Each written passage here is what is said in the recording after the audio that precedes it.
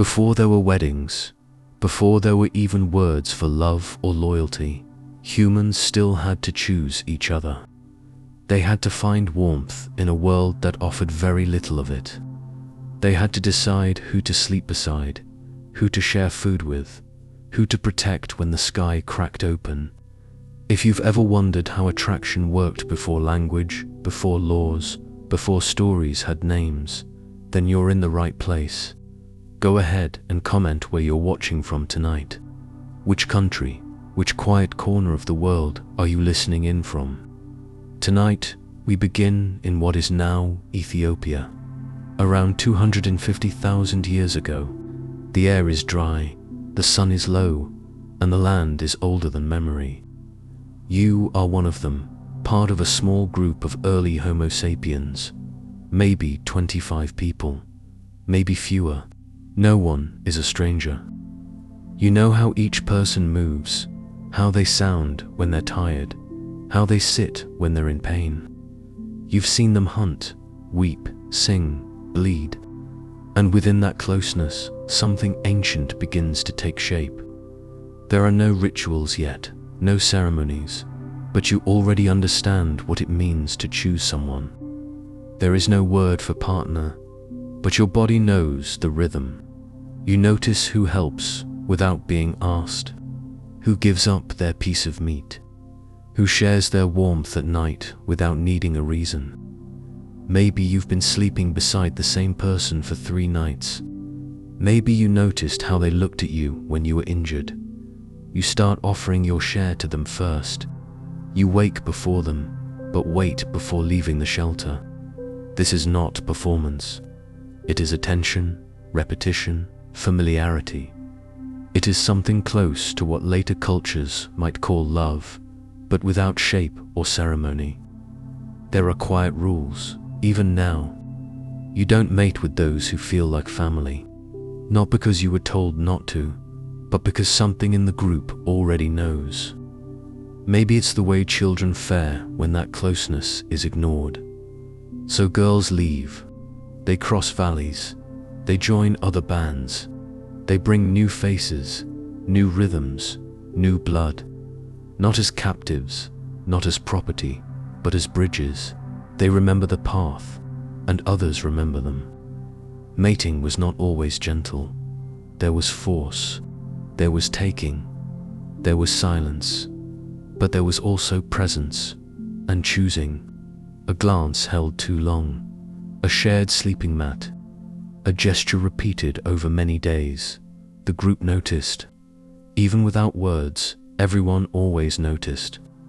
There is no law here. No ownership, no vows. But there is fire. There is survival. And there is the beginning of something that feels like us. Not because someone said so, but because someone stayed.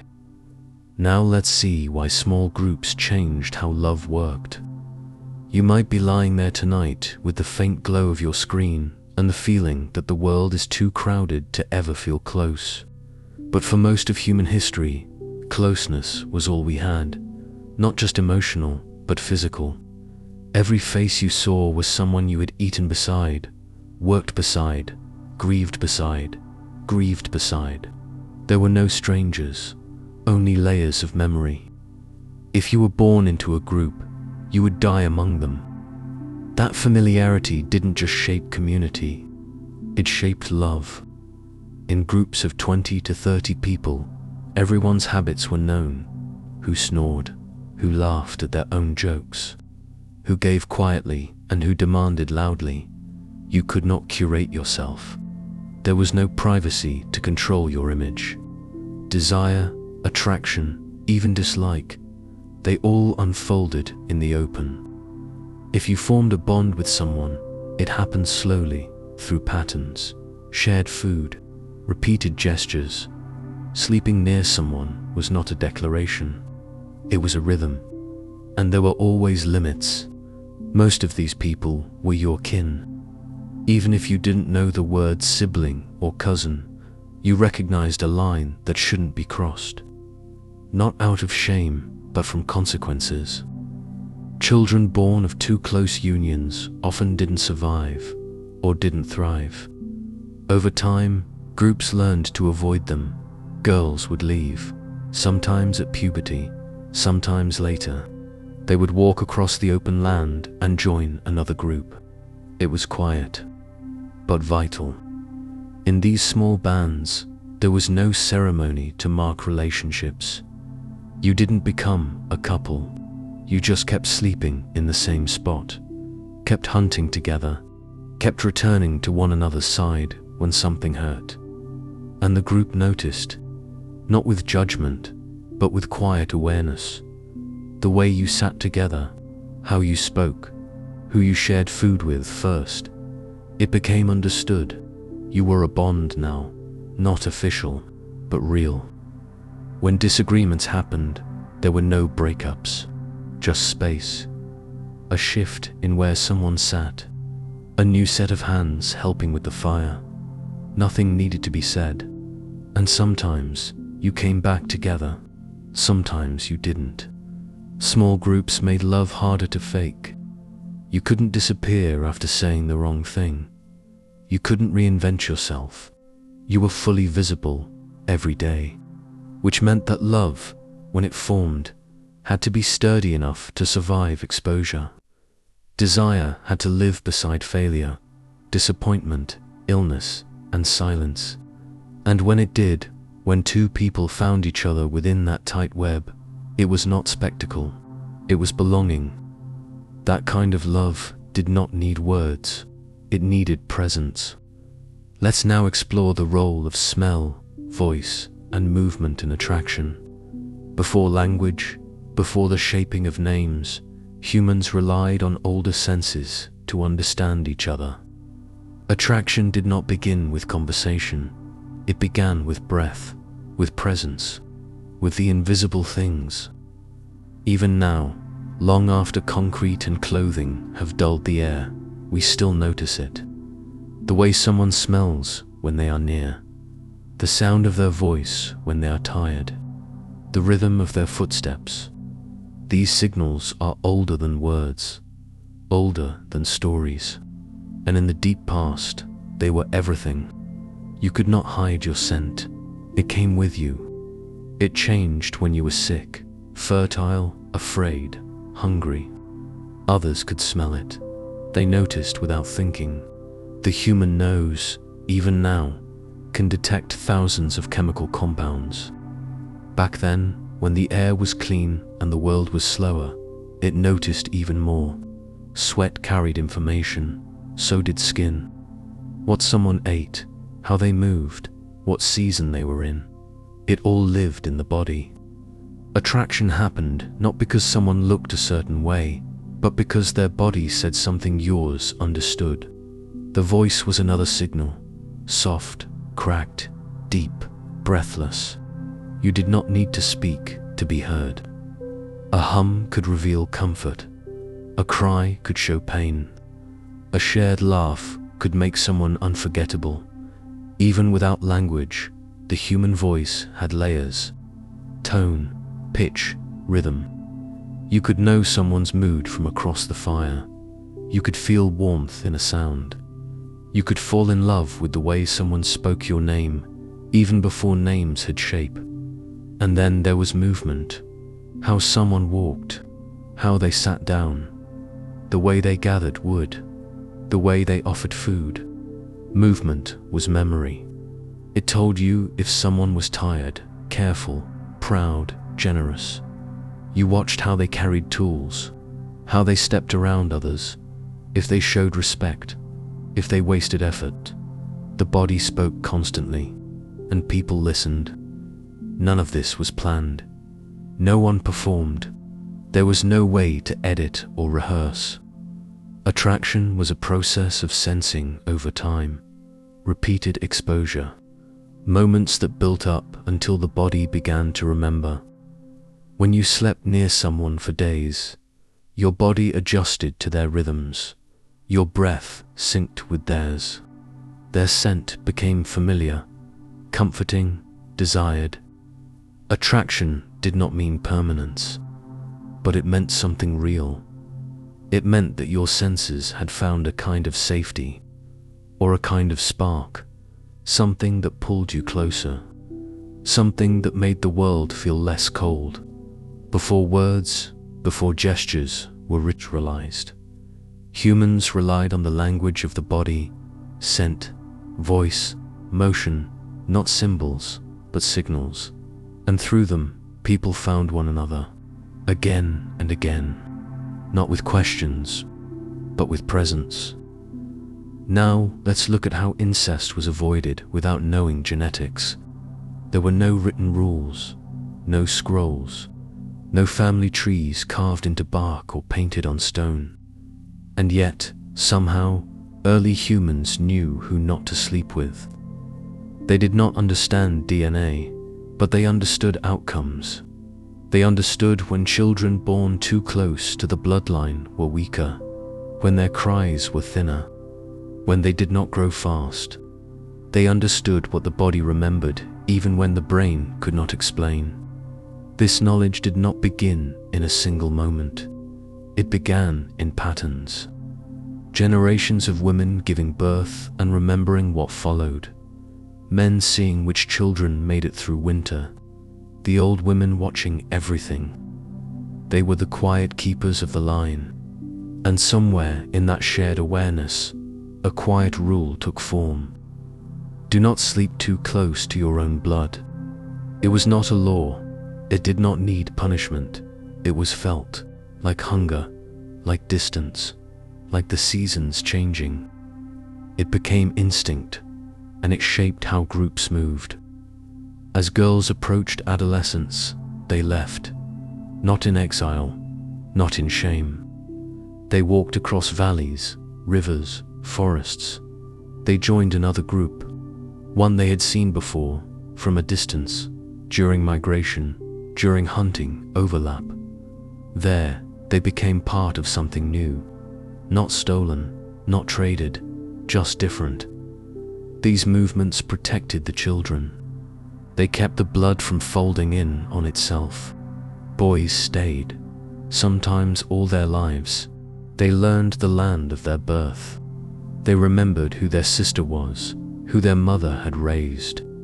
But the women moved, and in that movement, they carried new memories into old places.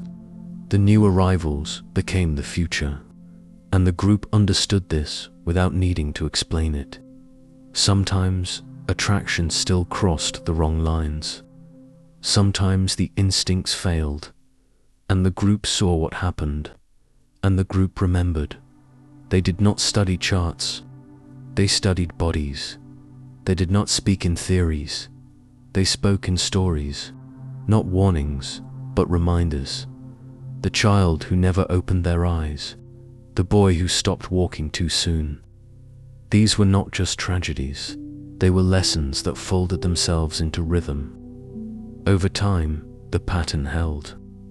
Some anthropologists believe early humans had built-in aversions, that children raised closely together rarely felt desire for one another, that the mind protected the body through familiarity.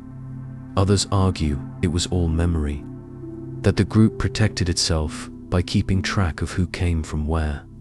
Maybe it was both. What matters is that they knew, even without language, even without science. They knew, and that knowledge was not passed in books.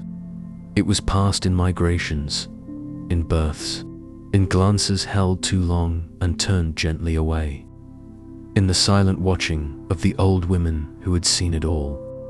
Before genetics, before names, before shame, there was wisdom, and it moved through the body like breath. Now we turn to the power of female choice in ancient bands. It is often said that prehistoric life was brutal and unequal, that men ruled and women obeyed. But the evidence tells a softer and more complicated story. In small hunter-gatherer bands, power did not come from ownership. There was no land to own, no wealth to control, no marriage contracts to sign. In that absence, something quieter thrived. Choice moved with the body, and for women, it often meant more than we once believed. In many foraging societies studied today, women have voices that matter, not only in what to eat or when to move, but in who to sleep beside. These echoes stretch far into the past. When the group is small and resources are shared, control cannot come from force alone. You cannot demand love or loyalty, you earn it. And in that space, women noticed, who shared food, who listened, who laughed when others went silent. They made choices, and those choices shaped the group. A woman could leave her sleeping place. She could stop sharing food with someone. She could seek out another rhythm, another body beside the fire. There were no chains to keep her in place, no temple to say who belonged to whom. If a bond worked, it stayed. If it failed, it changed. Women had agency, not because someone gave it to them, but because there was nothing to take it away. And choice did not always mean permanence. A woman might share a shelter with one man for a season and another the next. This was not seen as shame, it was seen as life. Children were often raised communally. Paternity mattered less than presence. What mattered most was care, was rhythm, was continuity. If someone held the baby, brought food, made shelter, they were part of the family, whether or not their blood matched. That freedom mattered most when women moved between groups. As they left their natal band, often in adolescence, they brought with them not just new genetics, but new decision-making power. They entered as strangers, watched, chose, slowly, without pressure, and the group waited. The group knew. It would be a mistake to imagine these women as symbols of liberation. Their lives were not easy. They bore children without medicine. They worked, hunted, gathered, endured. But within that, they had choice, and that choice protected them. A woman could walk away from a bond that hurt, could find someone more generous, more gentle, could move her body and her future with her own will. That quiet power shaped generations. It did not need writing. It did not need rules. It moved through shared glances and shifts in sleeping arrangements. It lived in silence, in departure, in return. This was not equality by modern standards, but it was not captivity either. It was something older, something shaped by firelight, memory, and the sacred right to choose. Now let us consider what made a partner desirable 200,000 years ago.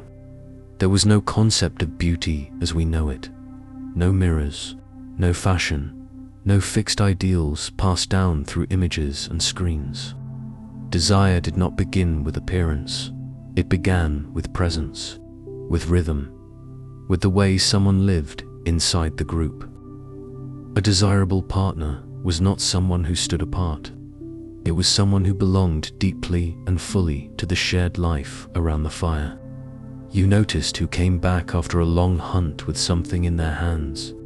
You noticed who always had a small piece of dried root tucked into a pouch, just in case someone else was hungry. You noticed who moved gently around the old and the young.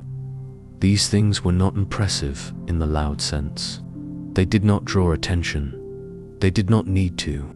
They built trust over time. A good partner was someone who could read the sky, smell the rain, listen for the sound of broken twigs. Someone who knew how to find the right bark for boiling water, or how to mend a shelter before the wind shifted. But it was not just skill that mattered. It was generosity. It was warmth.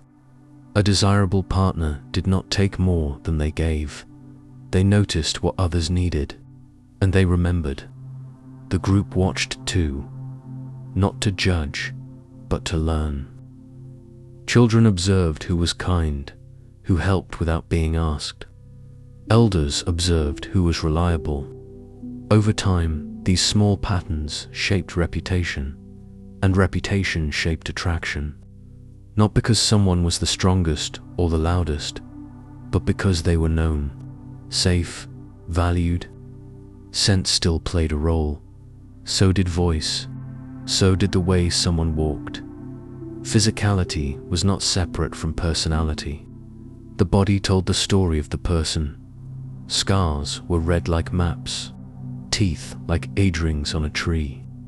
Hands revealed labor, injury, tenderness. A person's gait could suggest pride or pain. These things were not judged, but noted. They told others how someone lived, how they moved through the world. Sometimes desire formed slowly, sometimes quickly, sometimes not at all. And that too was allowed. No one had to be chosen. There was no pressure to belong to someone. But when bonds did form, it was usually because of something felt again and again. Something quiet, something remembered in the body before it was ever named by the mind. You felt safer when they sat nearby. You listened more closely when they spoke. You found yourself handing them food without thinking. You curled closer at night, not because of heat, but because of comfort, and the others saw it. No announcement, no decision, just two people drawn toward each other by the shape of how they moved through the day. In that slow, shared life, desire was not decoration. It was devotion lived daily, without needing to be spoken. Now let us see how the first bonds formed without language.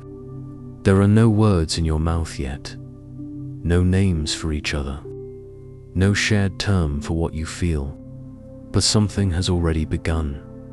You notice who sleeps beside you, not always touching, not always speaking, but always there when the fire fades low. You move through the day near them, not because you were told to, but because something in your body softens when they are close.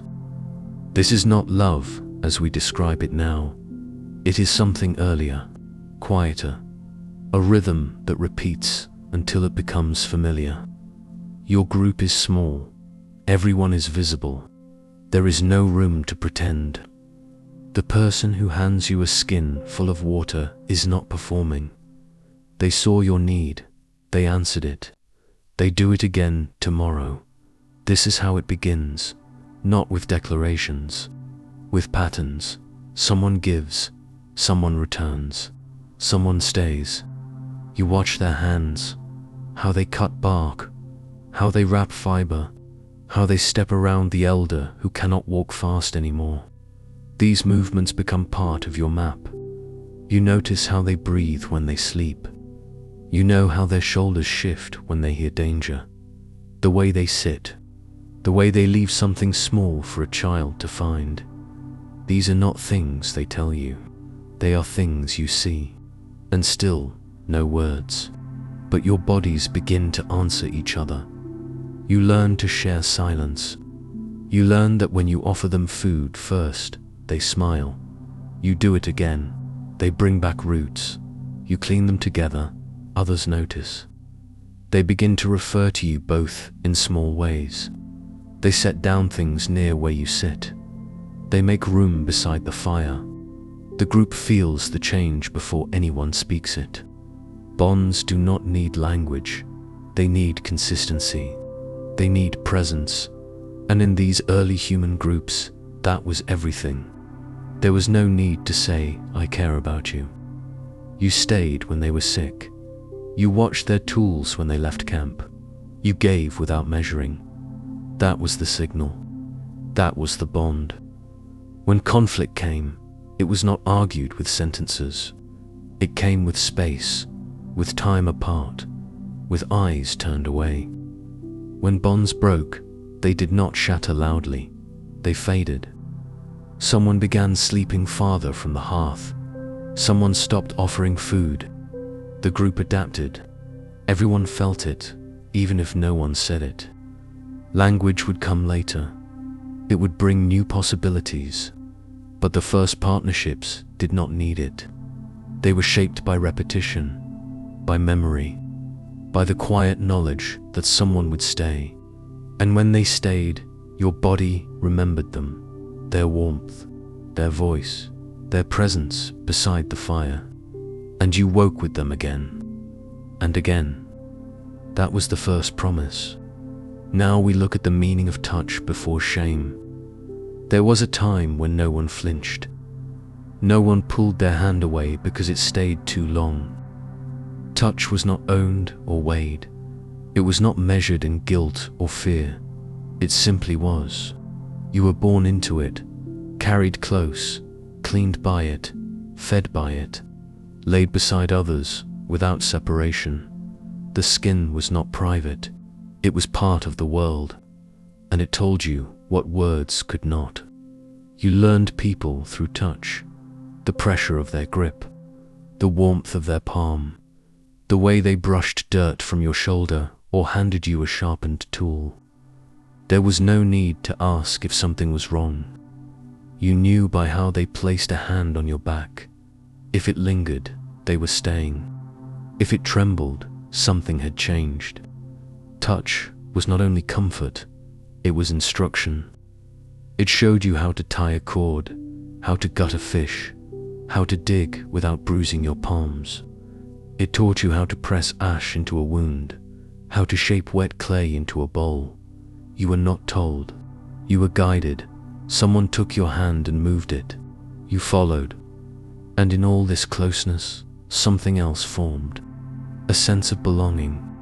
Not romantic, not sexual by nature, but physical in the deepest way. You began to know who touched gently and who did not, who was quick with their hands and who waited. Your body remembered these things. It learned safety not from distance, but from contact. There were moments when touch became something more. Two people sat close beside the fire. One reached across to adjust the other's fur, or to pass food, or to steady a shoulder. These were not grand gestures, but they were watched, they were felt. Others saw, others understood. Affection was visible in the small motions. Bonds deepened through repetition. Before shame, before the body became a thing to cover or control, touch was a language. It said, I am here. It said, I see you. It said, I will not let you walk alone. There were touches that healed, touches that invited, touches that asked nothing except presence. Shame came later. It came with fences, with ownership, with the division of spaces and roles. It came with the idea that the body must be hidden to be respected. But here, in the world before that, touch was sacred not because it was rare, but because it was constant. It wove people together. It soothed grief. It passed time.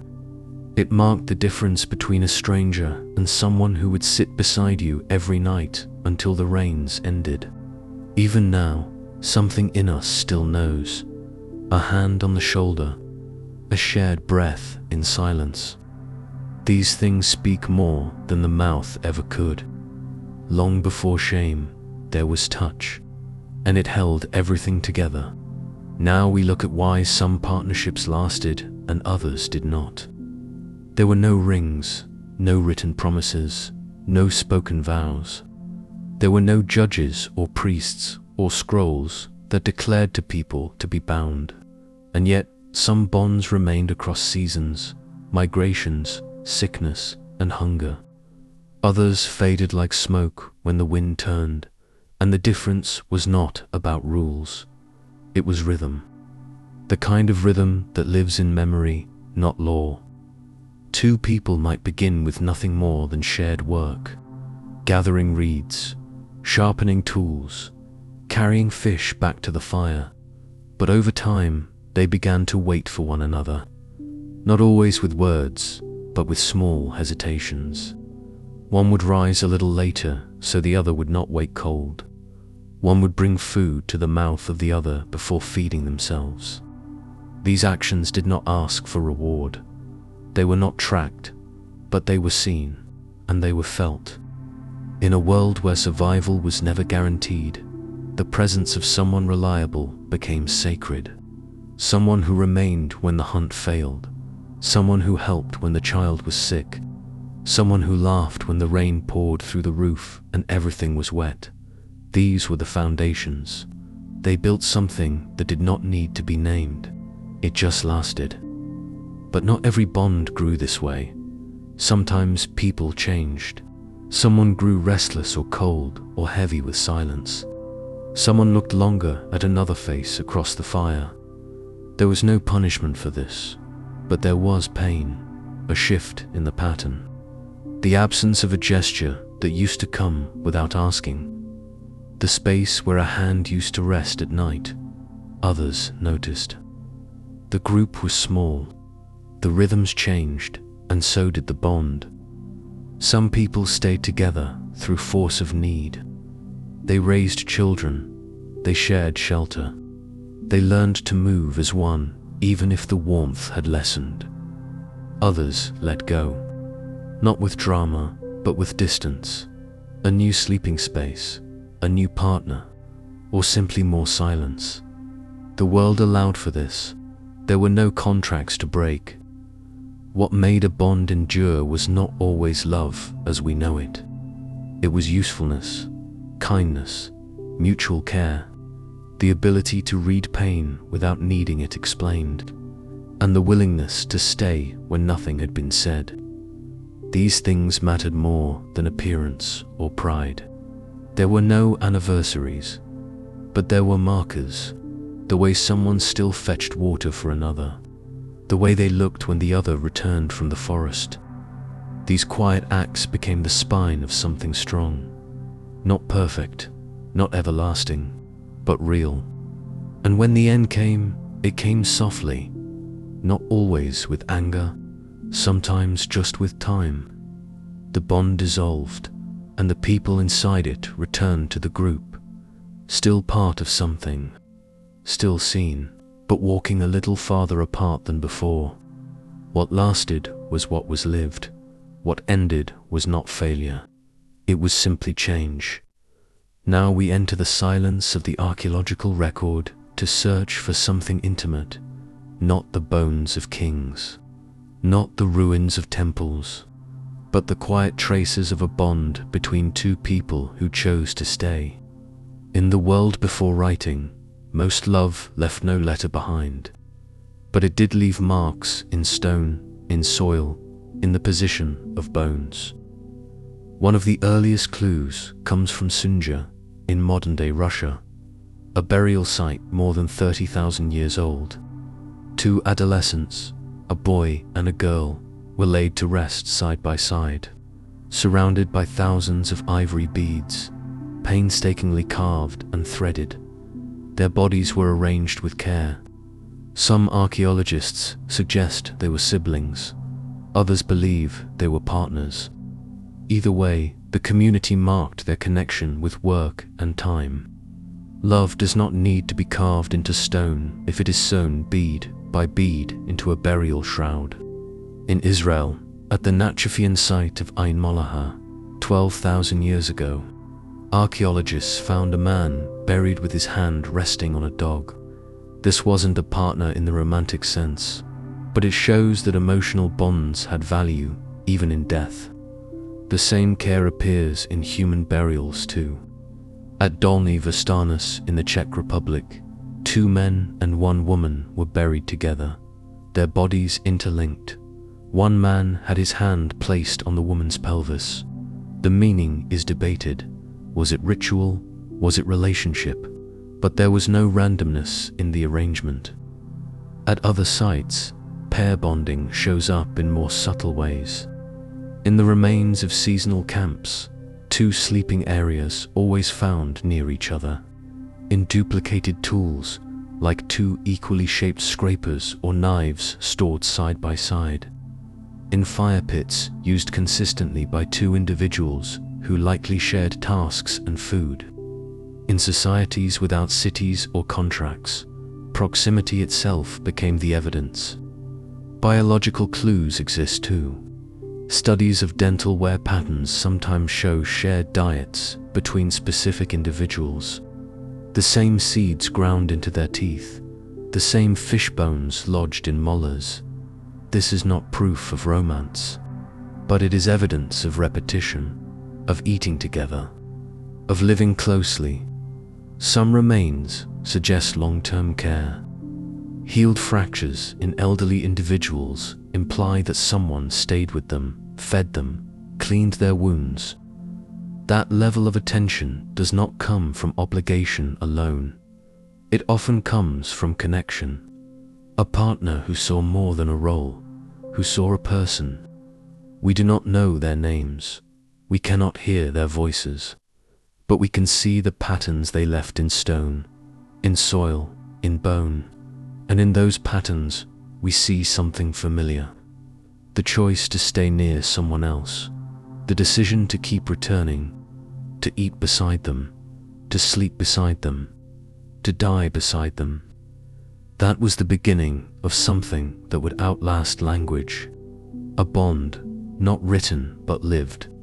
Now we look at what was truly valued in a mate among hunters. In the modern world, people often search for partners through status, appearance, or ambition. But in the world before roads, cities, or ownership, what mattered most was not what someone had, but what they offered again and again. A mate was not chosen because they were perfect. They were chosen because they were reliable in the hardest seasons. Among foraging bands, traits like physical strength or beauty were not enough. The ability to contribute mattered more. Could they track an animal for miles without losing focus? Could they identify which root was poisonous and which one could feed a child? Could they calm a baby during a storm? Could they endure hunger without turning cruel? These were not preferences. They were lifelines. For women, studies of modern hunter-gatherer societies suggest that steady food-sharing behavior, especially in men, was highly valued. Not just the occasional big hunt, but consistency. A man who brought back tubers, fish, or small game regularly was often seen as a dependable partner. Not the flash of a kill, but the rhythm of support. For men, traits like resilience, social cooperation, and deep local knowledge were sought in women. A woman who knew where the best wild fruits ripened after rain, who could craft nets, care for elders, or calm tension among others, held quiet power. Beauty, if it mattered, was not a fixed trait. It was part of movement, expression, how someone carried themselves through difficulty. Emotional steadiness counted too.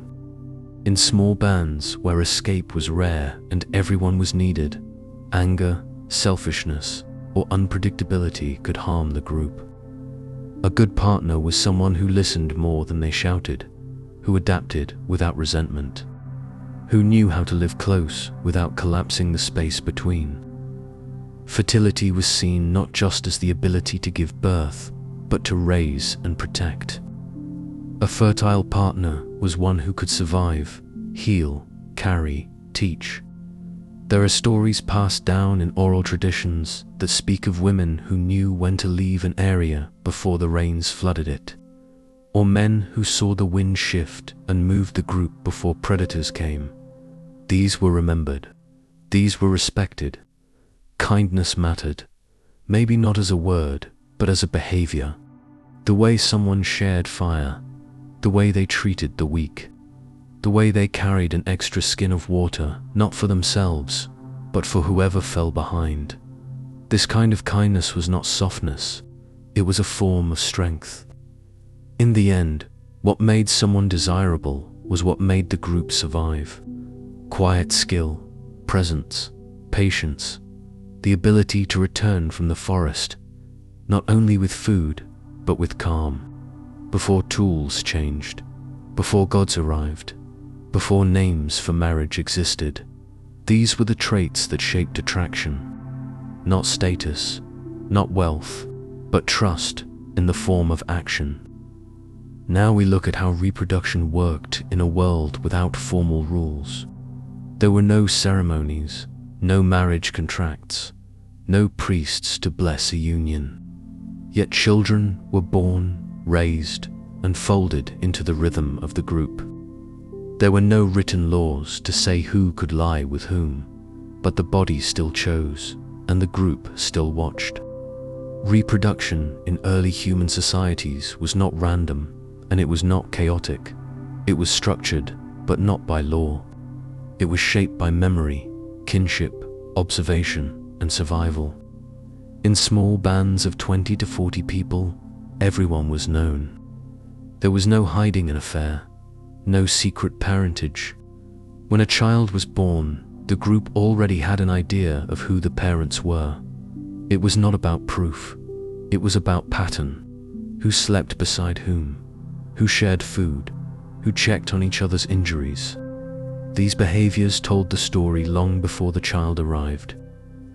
There is evidence from modern hunter-gatherers, like the Hadza and the aka, that mating systems were flexible, but not without structure. In many groups, relationships formed slowly over seasons. A man might visit a woman's camp at night, returning to his own in the morning, until eventually he stayed. Or the woman moved in. If the bond persisted, it became clear to the group. Sometimes the pair stayed together for life, sometimes only through the early years of a child. Both patterns were accepted. Children belonged to the group. Mothers carried the largest burden, but others helped. Fathers, siblings, grandmothers. There was no single model. The group raised the child because the group needed the child to live. Reproduction was a shared responsibility, even if the act that began it was private. Jealousy existed, but it was managed. In a small group, long grudges endangered survival.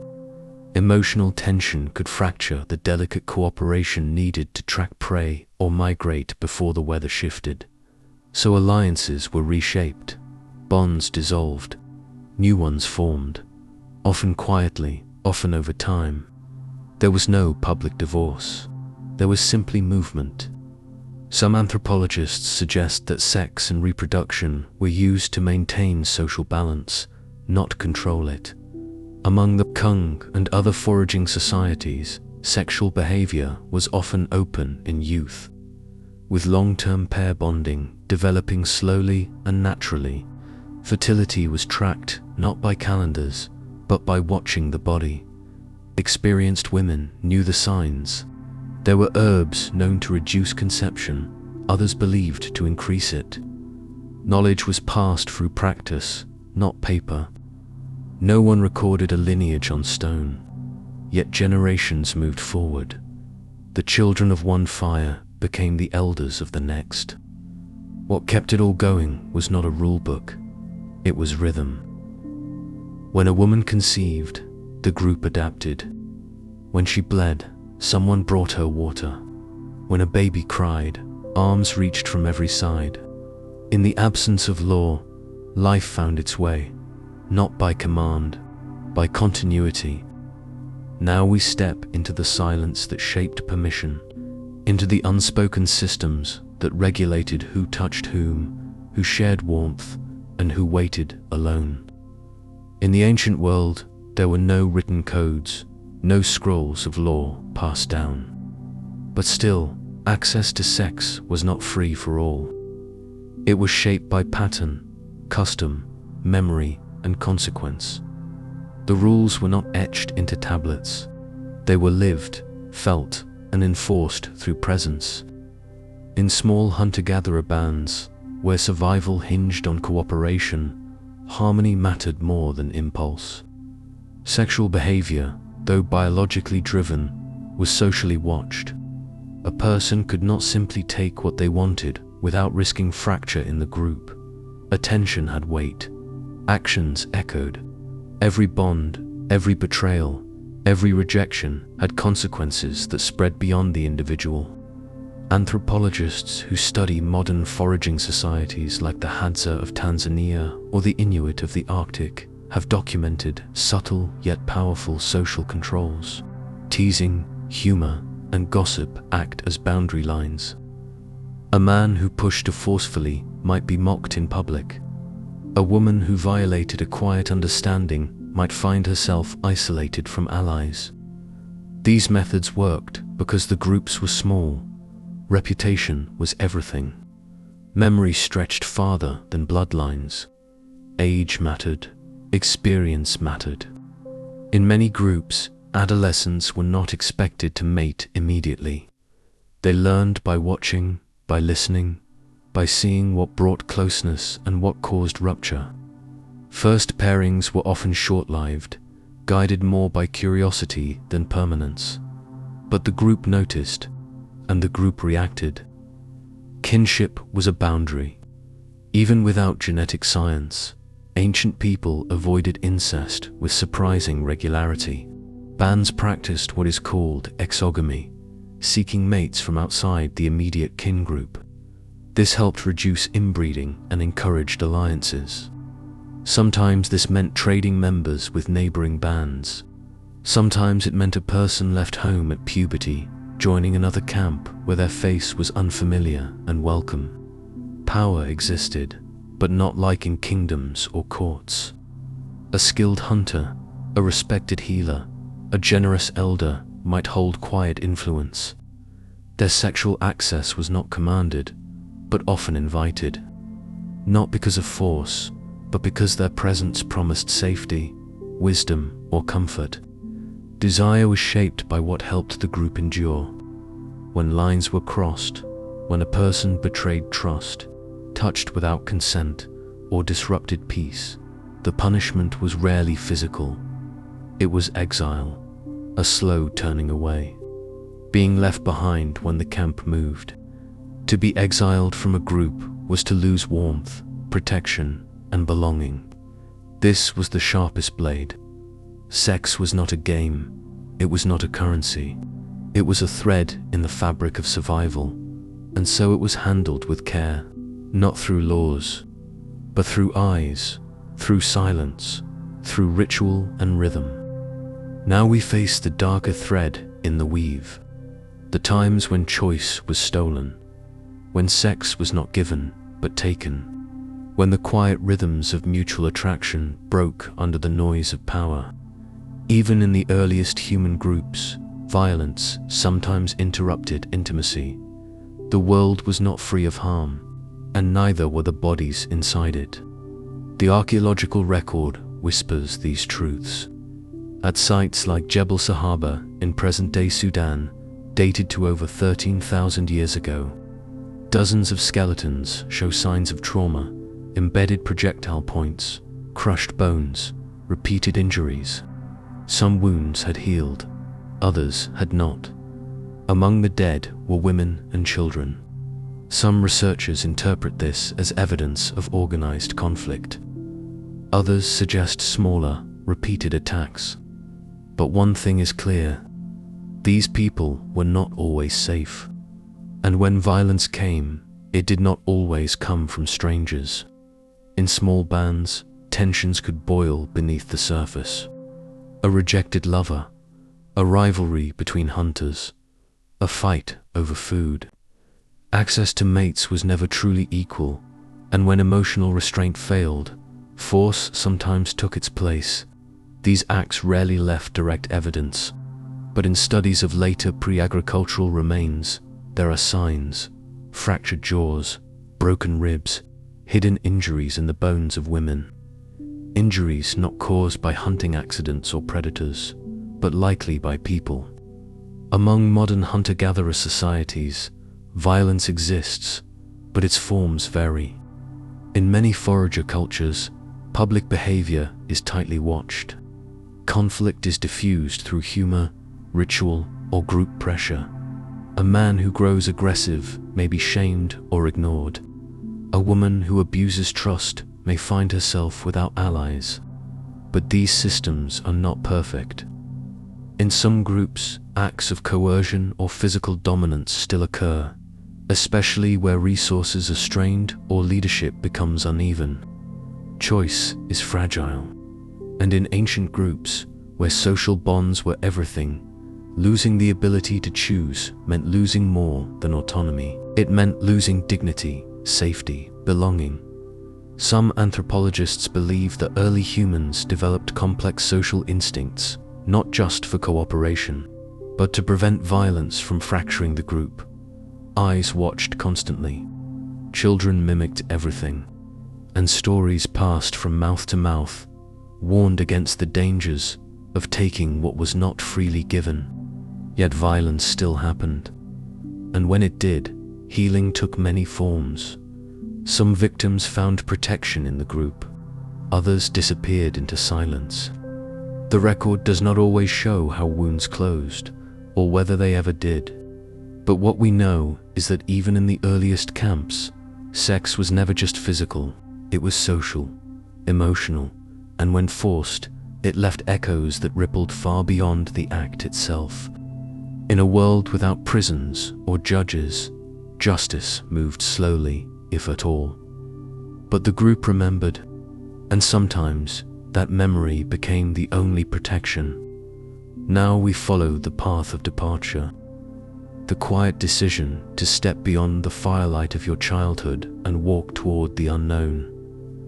In early human life, to leave your band was not an escape. It was a ritual, a passage, and often a doorway into love. Among hunter-gatherer societies, most groups practiced what is known today as exogamy. That meant seeking partners from outside the immediate group. This practice served many purposes. It reduced the risk of inbreeding. It created alliances between bands. And it allowed young adults a chance to build their own social identity. For many, this meant that around puberty or early adulthood, one would quietly prepare to leave, not in exile or rebellion, but in transition. A girl might walk to a neighboring band where a cousin lived. A boy might accompany elders on a hunting journey and not return. It was not always dramatic. It was expected. Just as the birds migrate or the rivers shift their sound with the season, people moved because life required it. And with that movement came the possibility of new connection. New faces meant new options. Curiosity bloomed naturally in unfamiliar company. In the new band, a person's value was not measured by old stories, but by what they could offer now. Could they track game, mend tools, tend to the sick, carry a baby without complaint? These quiet skills were noticed quickly. Some scholars believe this movement between bands was one of the earliest forms of diplomacy. Instead of war, groups exchanged people, not as property, but as bridges. A person who had kin in two bands could ease tension, spread stories, carry news.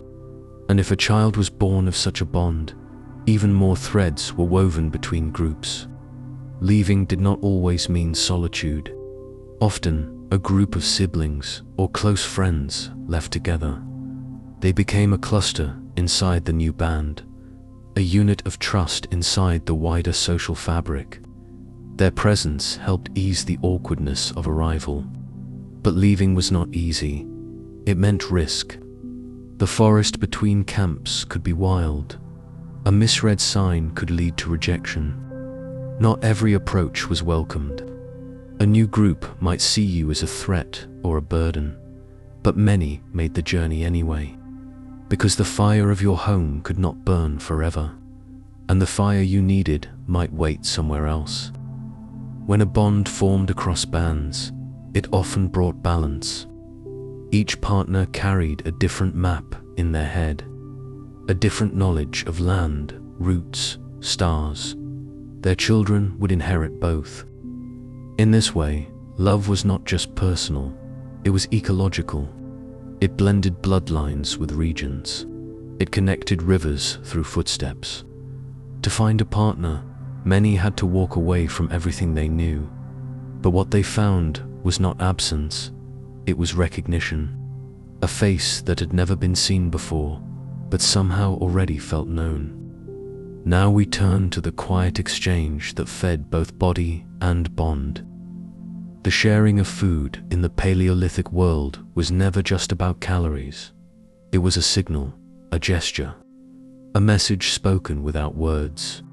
And often, it was tied to sex, courtship, and power. In hunter-gatherer bands, every meal was a product of risk and skill. Gathering tubers, tracking game, finding honey, none of it was guaranteed. To return to the camp with food meant you had succeeded. To share that food meant you were seen. When a man brought back meat and handed it to a particular woman, the gesture could carry meaning far beyond nourishment. Among the Hadza of Tanzania, men often give meat to women they are interested in, especially those they spend time near. It is not always a direct trade, but patterns form. Over time, who feeds whom becomes a sign of who cares for whom. Among the Inuit, food sharing also plays a role in relationships. With seal, meat, or fish passed quietly between people in bonds that deepen over seasons. Food is trust. To eat what another has gathered or hunted means you accept their presence in your body. You rely on their effort. You believe in their choice of what is safe. For early humans, this mattered. A person who shared poison or kept food only for themselves could not be trusted with anything more intimate. But food was not only a courtship tool for men. Women gathered daily, often producing most of the community's calories. They collected nuts, fruits, roots, and leafy greens. A woman who offered rare berries or medicinal leaves showed knowledge and generosity. Sharing was not only kind, it demonstrated competence. Jealousy sometimes rose around these exchanges. If a woman shared food only with one man, others noticed. If a man consistently gave meat to a particular woman, it sparked whispers. These unspoken arrangements shaped the rhythm of camp life. People watched who passed whose basket, who chewed side by side near the fire. In some groups, elders helped direct food flows to prevent tension. A large kill might be divided and redistributed, but even then, small tokens remained personal. A sweet root slipped quietly to a favorite, a strip of dried meat handed to a friend. These acts built connection, not just temporary affection, but long-term bonds. In modern forager societies, food sharing still predicts mating patterns. Couples often begin by exchanging food before ever sleeping together. It is not payment, it is presence, a way to show intention without pressure. Among early humans, sharing food meant more than feeding hunger. It meant stepping into each other's survival. It said, "I will not let you starve. I will remember your taste. I will carry you through winter, bite by bite." And sometimes, without ever speaking it aloud, the meal became a beginning. Now we drift into the dim edge of night, where firelight flickers low and bodies shift into rest. Who slept with whom in prehistoric bands was never just a private matter. In small mobile communities where everyone depended on everyone else, intimacy was public knowledge, even if it happened in quiet corners. Eyes always noticed, even when no one spoke. In bands of 20 to 40 people, secrecy was almost impossible. There were no locked doors, no drawn curtains, no walls thick enough to muffle closeness. Shelters were shared or sat closely clustered. Every movement was part of the social rhythm. So when two people began spending nights together, it did not go unnoticed. It became part of the group's unspoken awareness. This attention was not always about control. It was about balance. Relationships affected everything. How resources were shared, how conflict was handled, how children were raised. If two people grew close and their bond caused jealousy or disrupted group harmony, the entire band could feel the shift. Watching who slept where helped maintain order. It was a way to sense change before it caused trouble. Among modern forager groups, like the ache or the kung, similar patterns exist. New sexual relationships are observed, commented on, even teased. It is part of the social fabric, not to shame, but to integrate. If two people are drawn together, the group prepares. They shift responsibilities. They make space. They accept. But not all sleeping arrangements were romantic. People shared warmth during cold nights without expectation. A mother and her child, two elders, a group of adolescents huddled together. The lines between comfort, safety, and desire often blurred. Touch was not always sexual, but when it was, others took note. Some bonds formed slowly, through repeated nights and shared silence. Others burned fast and vanished. The group learned to sense patterns, who returned to whose side, who laughed too long, who offered food and lingered after. Even when no words passed between them, the signs were there. Sleeping arrangements also revealed status. A skilled hunter might find himself invited more often. A woman with deep knowledge of plants might be sought after. But prestige did not always guarantee intimacy. Personal connection mattered. Kindness mattered. Memory played a role. People remembered who brought water when the fever came, who stayed when a wound festered. Desire grew through time, not conquest. The group did not need to enforce rules because visibility enforced itself.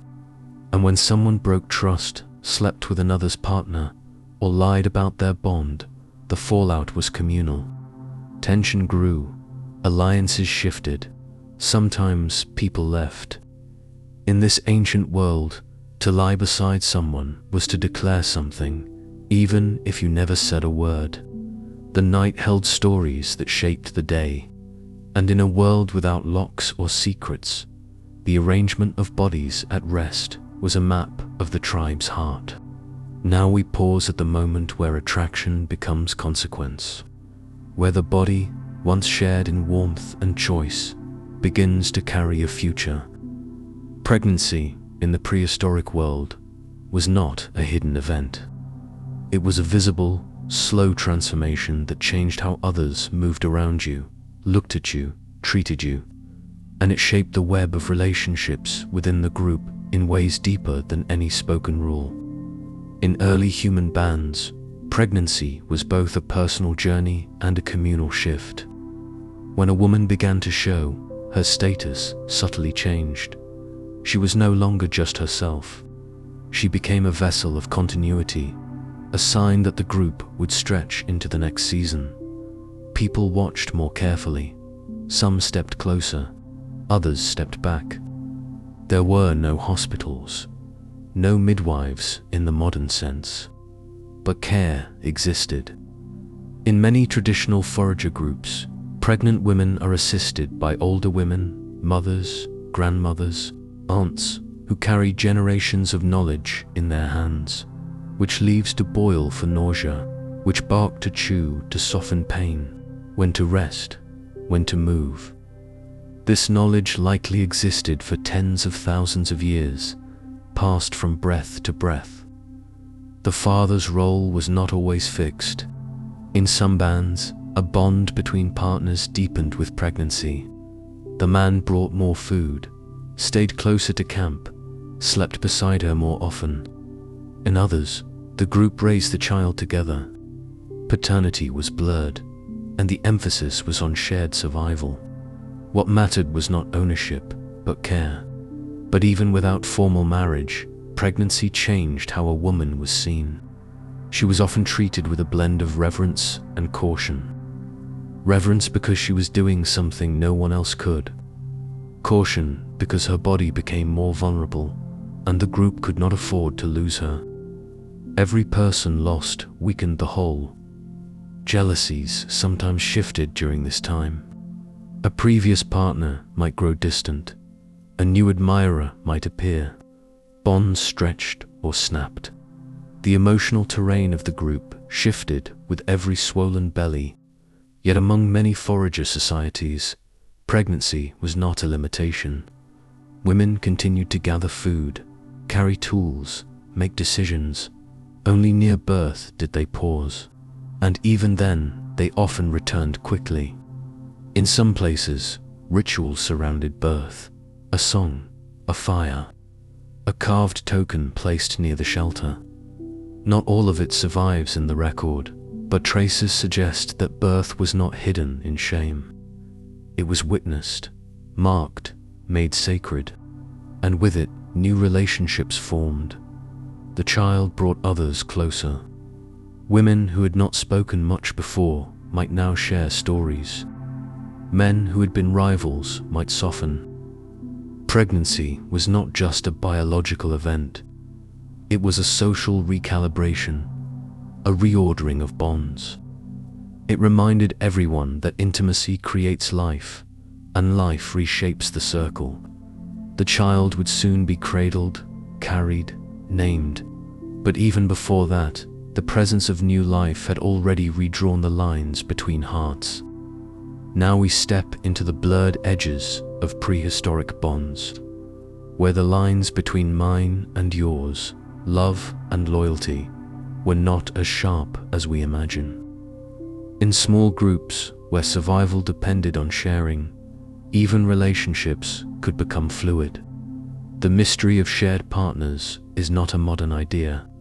It reaches deep into the firelit past. Among some hunter-gatherer groups, exclusivity was not always the rule. Bonds formed, yes, and many couples built lasting connections. But in times of scarcity or transition, intimacy might extend beyond the pair. A woman might lie with one man in the spring and another by winter. A man might father children across multiple shelters. This was not betrayal, it was rhythm, a quiet understanding shaped by the needs of the group. Some anthropologists call this partible paternity, the belief that a child could be formed from the seed of more than one man. In places like the Amazon basin today, some groups still hold this belief. Women may sleep with multiple partners during pregnancy, hoping to give their child the strength of one, the kindness of another, the agility of a third. Each man then takes some responsibility. The child belongs to all. Could similar beliefs have existed in the deep past? There is no direct proof, but the patterns suggest it. In bands where everyone watched and shared, it would be hard to hide liaisons. The group may not have punished these overlaps. They may have expected them, especially when the group was small and alliances needed to stretch across kin lines. Sexual exclusivity may have been more fluid, not because people lacked commitment, but because they prioritized harmony.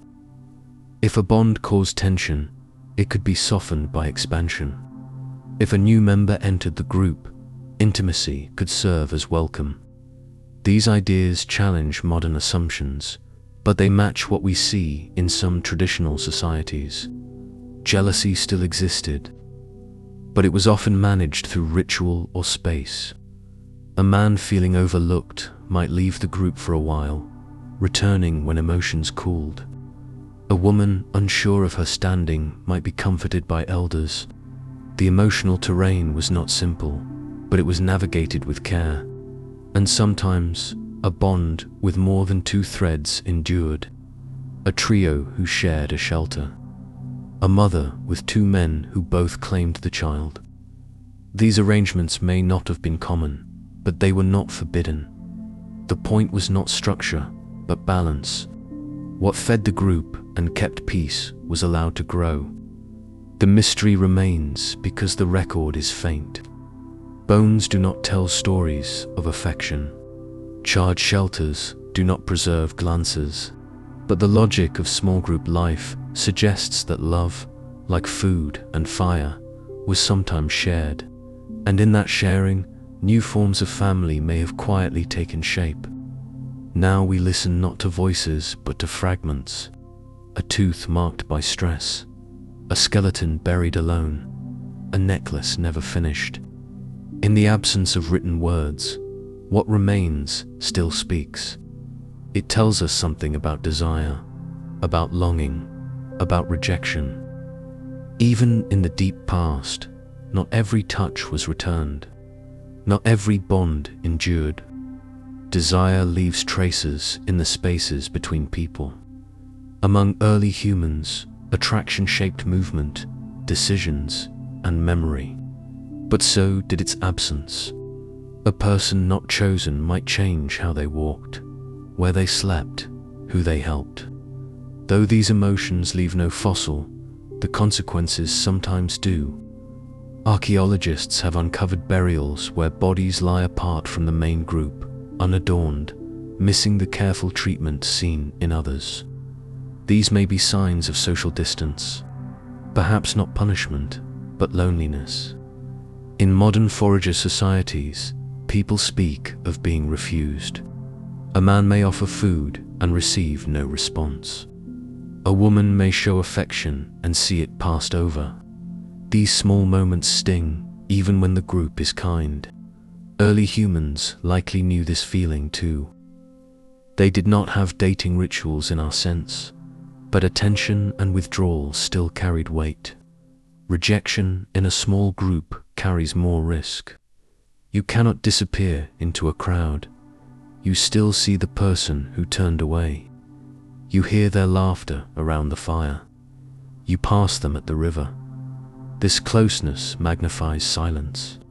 It teaches you how to adapt, how to pull back, how to redirect your care toward others. But it also builds resilience. Desire, too, had many forms. It was not always about physical traits. A person who sang well, who told stories, who made others laugh, often became desirable. Skill and warmth could outshine strength.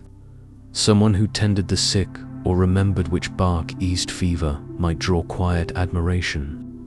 These forms of attraction are not recorded in stone, but they shape the record all the same. In sites like Dolny, Vistanas, where clay figurines of abstract human forms were placed in hearths, we see signs of longing made material, not portraits, but symbols, perhaps gifts, perhaps memories. Some show worn edges from handling. Others are broken deliberately. These are not tools, they are expressions. And desire, when not fulfilled, often finds form in creation. Even jealousy leaves patterns. Some burial sites contain elaborate items beside certain individuals. Carved ivory, shells, beads. Were these people cherished or chosen? And if so, what did others feel? The ones with no beads, no offerings. The comparison becomes part of the story. Desire is not always gentle. Sometimes it divides. Sometimes it drives people away. But it also builds connection. It pushes people to offer more, to be seen, to risk being hurt for the chance to belong. What remains may be fragments, but in those fragments we find the shadows of hearts wanting, waiting, learning what it means to be chosen or left behind. Now we step into the spaces between motion and meaning, where a gesture, a marking, a rhythm in the firelight could say more than words ever could. Long before clothing or spoken language could define intention. Early humans likely used rituals to signal when a bond was possible, when desire could become action. These rituals were quiet announcements, woven into the rhythm of daily life. Among modern forager societies, courtship is rarely direct. Signals are subtle, a glance held longer than usual, an offer to share food, a walk taken together under moonlight. These echoes likely go back tens of thousands of years. In small groups, loud declarations were not necessary. Everyone already watched. What mattered was intent, how it was shown, and how it was received. Archaeological finds give us glimpses. In sites like Blombo's cave, Ochre pieces were etched with deliberate patterns.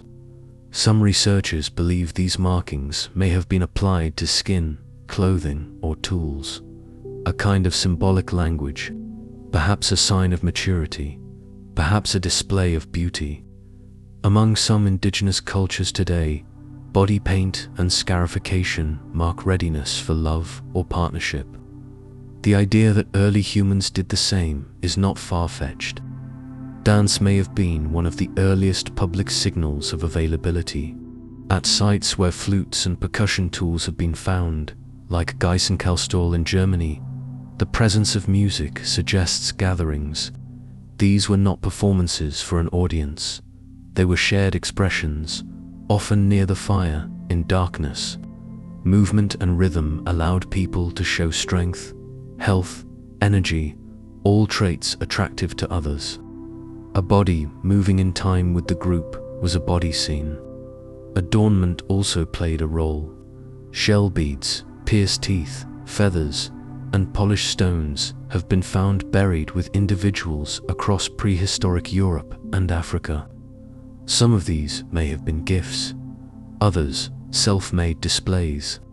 A person wearing rare ornaments was not just decorated. They were telling a story of where they had been, what they had survived, and perhaps that they were ready for something new. These signals did not always lead to partnership, but they opened the door. They allowed the group to notice, to respond, to step closer or step away. In cultures where reproduction was vital but not rushed, where pair bonds were practical but flexible, these rituals helped people move gently into intimacy. There may have also been seasonal patterns. Mating rituals often align with resource abundance, when food is plenty and health is strong. These windows shaped the timing of signals. A painted face in the spring, a carved token exchanged after a hunt, a dance that ended with two people stepping away together. Though the past is silent, the body is not. It remembers how to show longing. It invents ways to ask without speaking. And in the deep past, where eyes watched and fires burned low, rituals helped turn desire into permission. Now we follow the rhythm that echoed long before language, the sound of feet on earth and breath rising with movement. In prehistoric nights, music and dance were not entertainment. They were expression, connection, sometimes even invitation. In the flickering dark, where voices softened and eyes searched for answers in faces, music and movement became one of the first ways humans explored love. At sites like Hohlfels and Geisenkellstall in modern-day Germany, archaeologists have uncovered flutes made from bird bones and mammoth ivory, some more than 35,000 years old. The holes are placed with care. They produce tones that fall into recognizable musical scales. These were not accidents. They were instruments, crafted with purpose. What played through them was likely more than melody. It was feeling, memory, and longing made sound. Music travels without walls. In a clearing or near a fire, it calls others near. In traditional forager groups, songs are often used to tell stories, mark events, or guide rituals. Courtship may begin in these shared spaces. A song hummed low, a beat kept by a stick on stone, a voice rising just enough to be heard. The notes carry more than tune. They carry intent. Dance follows naturally. No need for instruction. The body knows how to sway, how to shift weight in time with sound. Movement becomes language. It shows health, strength, control. In a world where speech was young, these signals were powerful. A dance could say, "I see you. I want to be seen." It could draw attention or deflect it. It could pull someone close or hold them at a respectful distance. Among some present-day hunter-gatherers, dances are still part of courtship. Youth gather during communal celebrations, moving in loosely formed circles. A hand reaches out. A smile lingers. The dance is not a performance. It is a test, a ritual, an ancient rhythm of choosing. These moments are rarely loud. They are layered with tradition and careful observation. Others watch, not to judge, but to witness. Adornment often joined the music. Shells tied to ankles, bones threaded as beads. The movement of the body made sound. A shake of the wrist, a step in the dirt. These added texture, announcing presence in a space where words were few. The more striking the rhythm, the more visible the dancer. In many cultures, this blend of music, movement, and decoration signaled readiness for connection. Music and dance allowed emotions to surface. They created safe openings. In the closeness of night, when speech might falter, a song offered courage. A dance offered space. A look held during the rhythm said more than any carved token could. The fire crackled. The wind hushed its voice. Feet moved in unison. And somewhere in that shared heartbeat, desire rose gently, asking nothing more than to be felt and maybe returned. Now we sit beside the oldest companion of human love, fire. Not just for warmth or cooking, but for atmosphere. It changed how shadows danced across skin, how eyes met, how bodies relaxed. In the age before lamps, before rooftops, before privacy, firelight shaped intimacy in quiet, powerful ways. When the day ended and the forest cooled, people gathered close to the hearth, faces leaned into the glow. Bodies curled inward, cloaked in fur and breath. Conversations slowed. The rhythm of labor gave way to stillness. It was here, beside the coals, that gestures softened. A glance became a question. A touch on the forearm lingered just long enough to mean something more. There is something about fire that invites presence. It flickers, pulling focus without demanding it. This allowed emotions to unfold without pressure. You could sit with someone in silence and still feel connected. The flame offered both visibility and concealment. It illuminated features gently, hid others in shadow. That soft ambiguity made it easier to be vulnerable. In many forager societies, night fires are communal. No locked doors, no separate rooms. Yet within that shared space, intimacy still found room to bloom. Two people might shift closer under a shared blanket, might exchange stories in hushed tones, might find themselves wrapped in the same rhythm of breath. The group did not need to look away. They simply understood. Firelight was a signal, an allowance, a place where closeness was permitted to unfold. The biological effect of firelight is real. It mimics sunset. It slows the nervous system, lowers stress, triggers melatonin release. All of this makes the body more receptive to bonding, more open to tenderness. In evolutionary terms, fire extended the day, but not for work. It made space for the parts of life that matter most: rest, memory, affection. Children near the fire heard myths and lullabies. Elders passed on knowledge.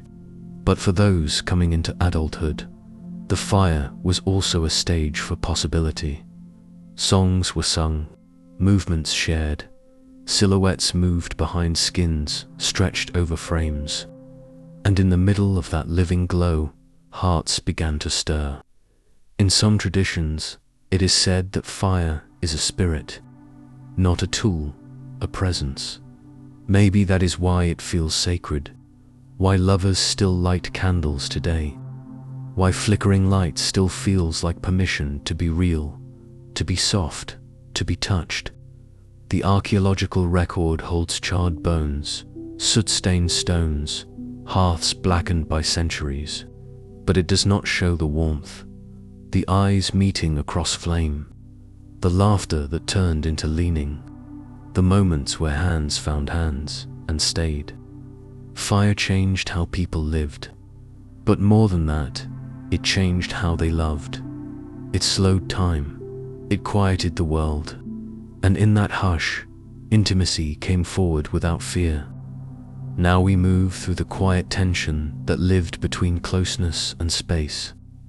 In the prehistoric world, love did not grow in isolation. It grew in motion, in community, in the tight rhythm of shared survival. And with that closeness came boundaries, not marked with fences or laws, but felt in gestures, in glances, in the subtle push and pull of trust and territory. In a small foraging band of 20 to 30 people, everyone knew each other. Every voice was familiar, every habit visible. You slept within reach of others. You ate with them, bled with them, mourned with them. There were no separate houses, no doors to close, and yet relationships still formed. Trust was necessary, but so was space. Territory did not mean land ownership. It meant social terrain. Who could approach someone in the evening? Who was allowed to sit close? Who shared a sleeping mat? These were not rules written in words. They were understood through rhythm, timing, and attention. A glance too long might raise eyebrows. A joke said in the wrong moment could be remembered. Even desire had to wait for permission. Among some modern hunter-gatherers, these social signals remain finely tuned. When someone wishes to begin a romantic connection, they do not declare it. They spend more time near the person. They join their tasks. They offer small gifts. If the attention is welcome, it is returned. If not, space is subtly reinforced. No rejection, just a quiet redrawing of lines. Trust was not just emotional, it was survival. Choosing a mate meant choosing someone to carry part of your future. Someone who would help raise children, tend the fire, gather food, share the burden of life. This choice required observation, not only of the person, but of how they moved through the group. Were they generous? Were they steady? Did they keep peace or stir trouble? Territory was also biological.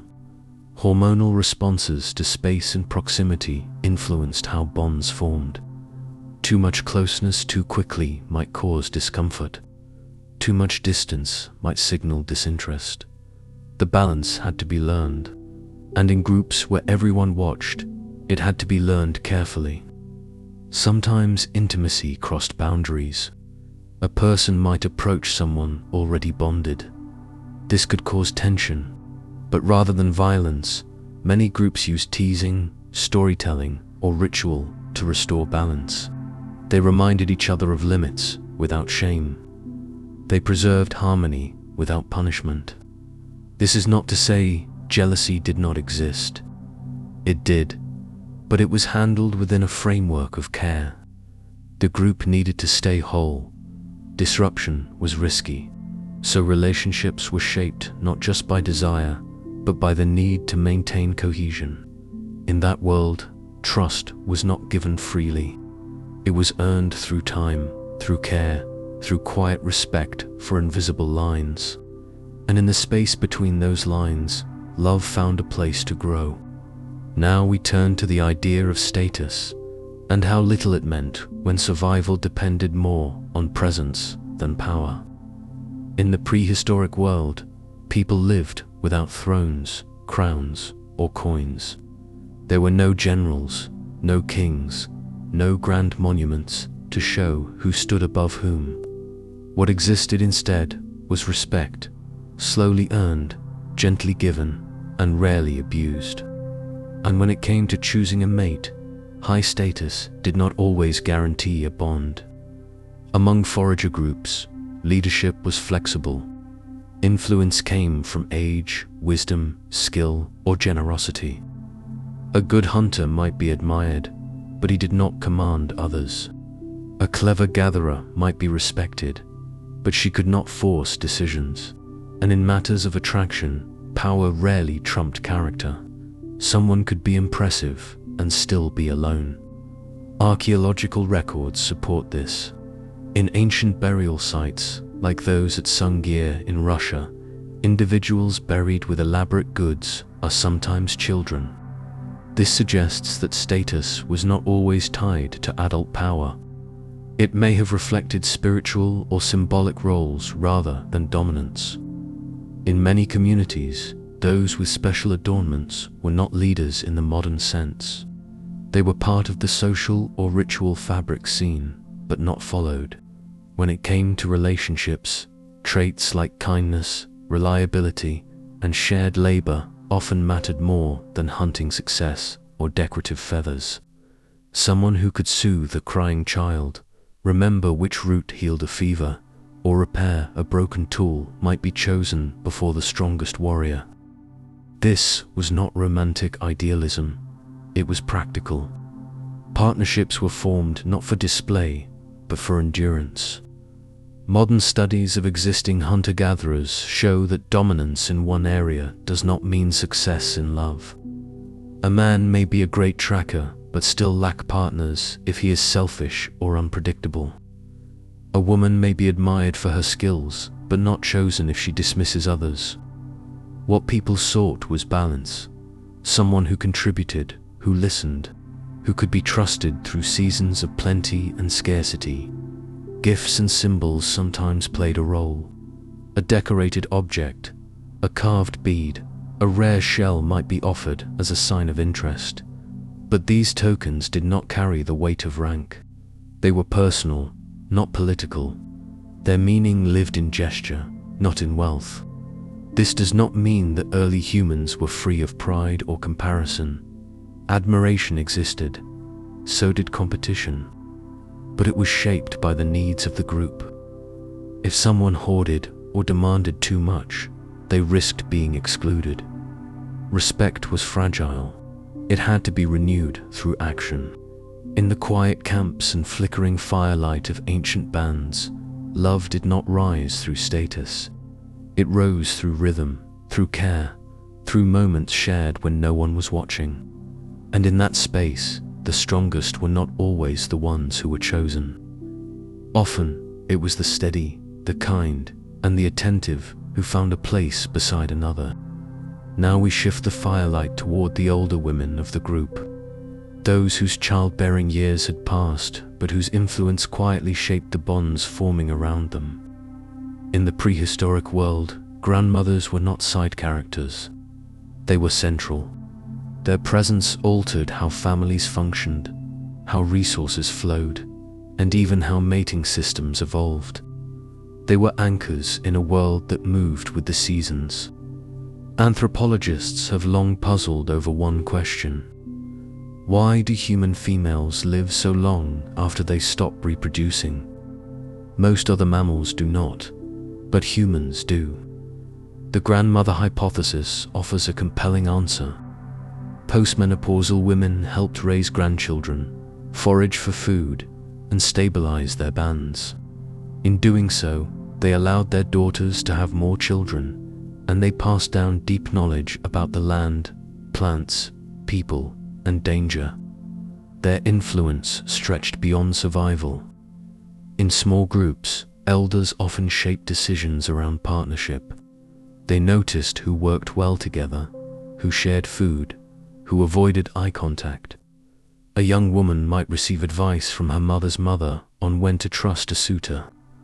A young man might earn approval not through hunting skill, but by how gently he treated others in camp. Modern studies among the Hadza of Tanzania and other foraging peoples show grandmothers walking great distances to gather tubers and berries.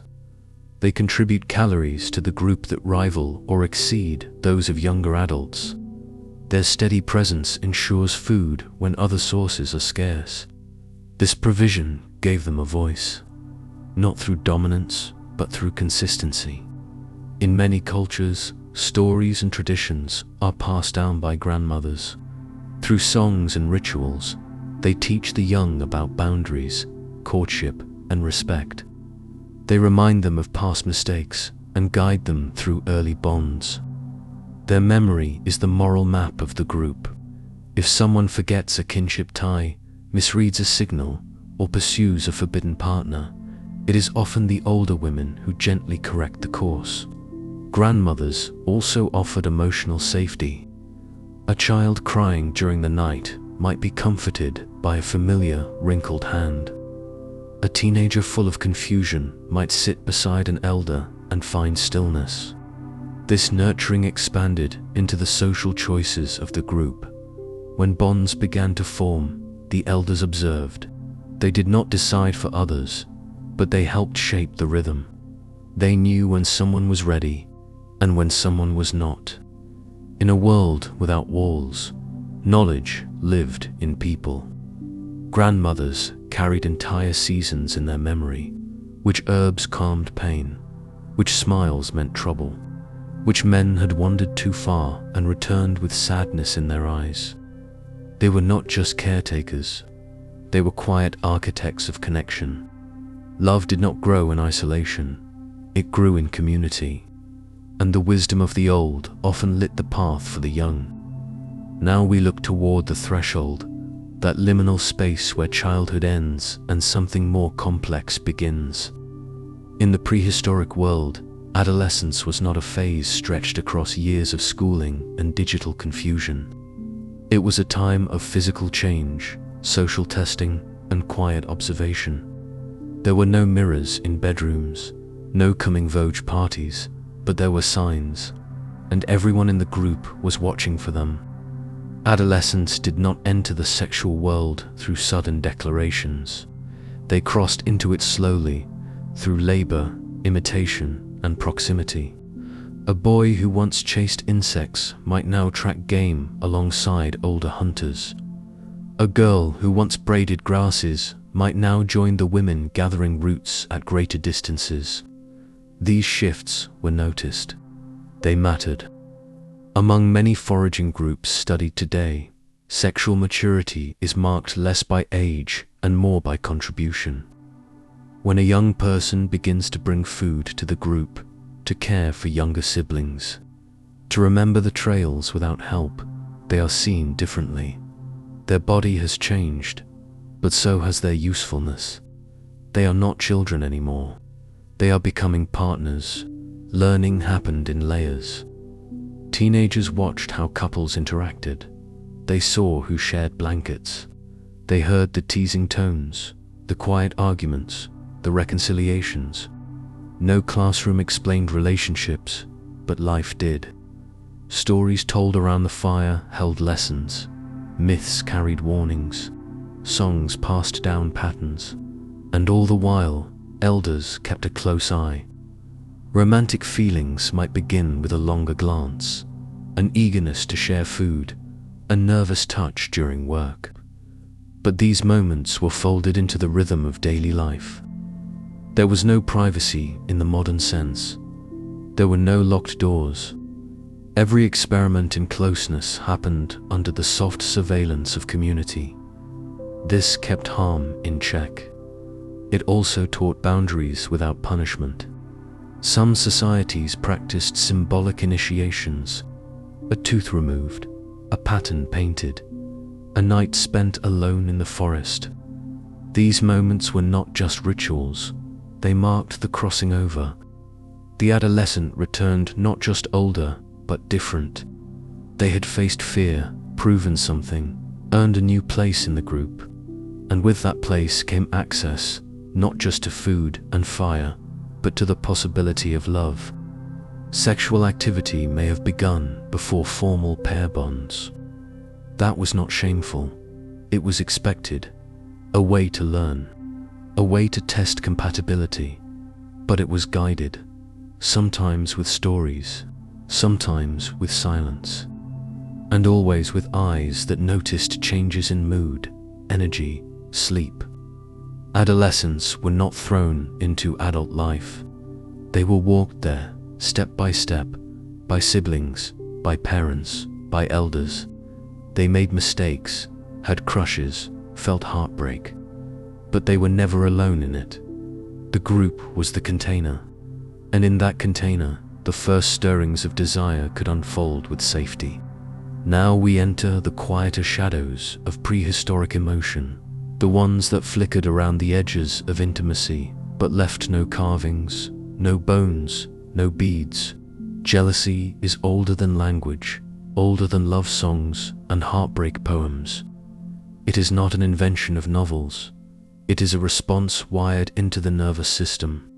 And in the small, exposed bands of early humans, it may have been one of the most visible, invisible things. Imagine living in a group where nothing could be hidden. Every glance, every gift, every lingering touch was seen.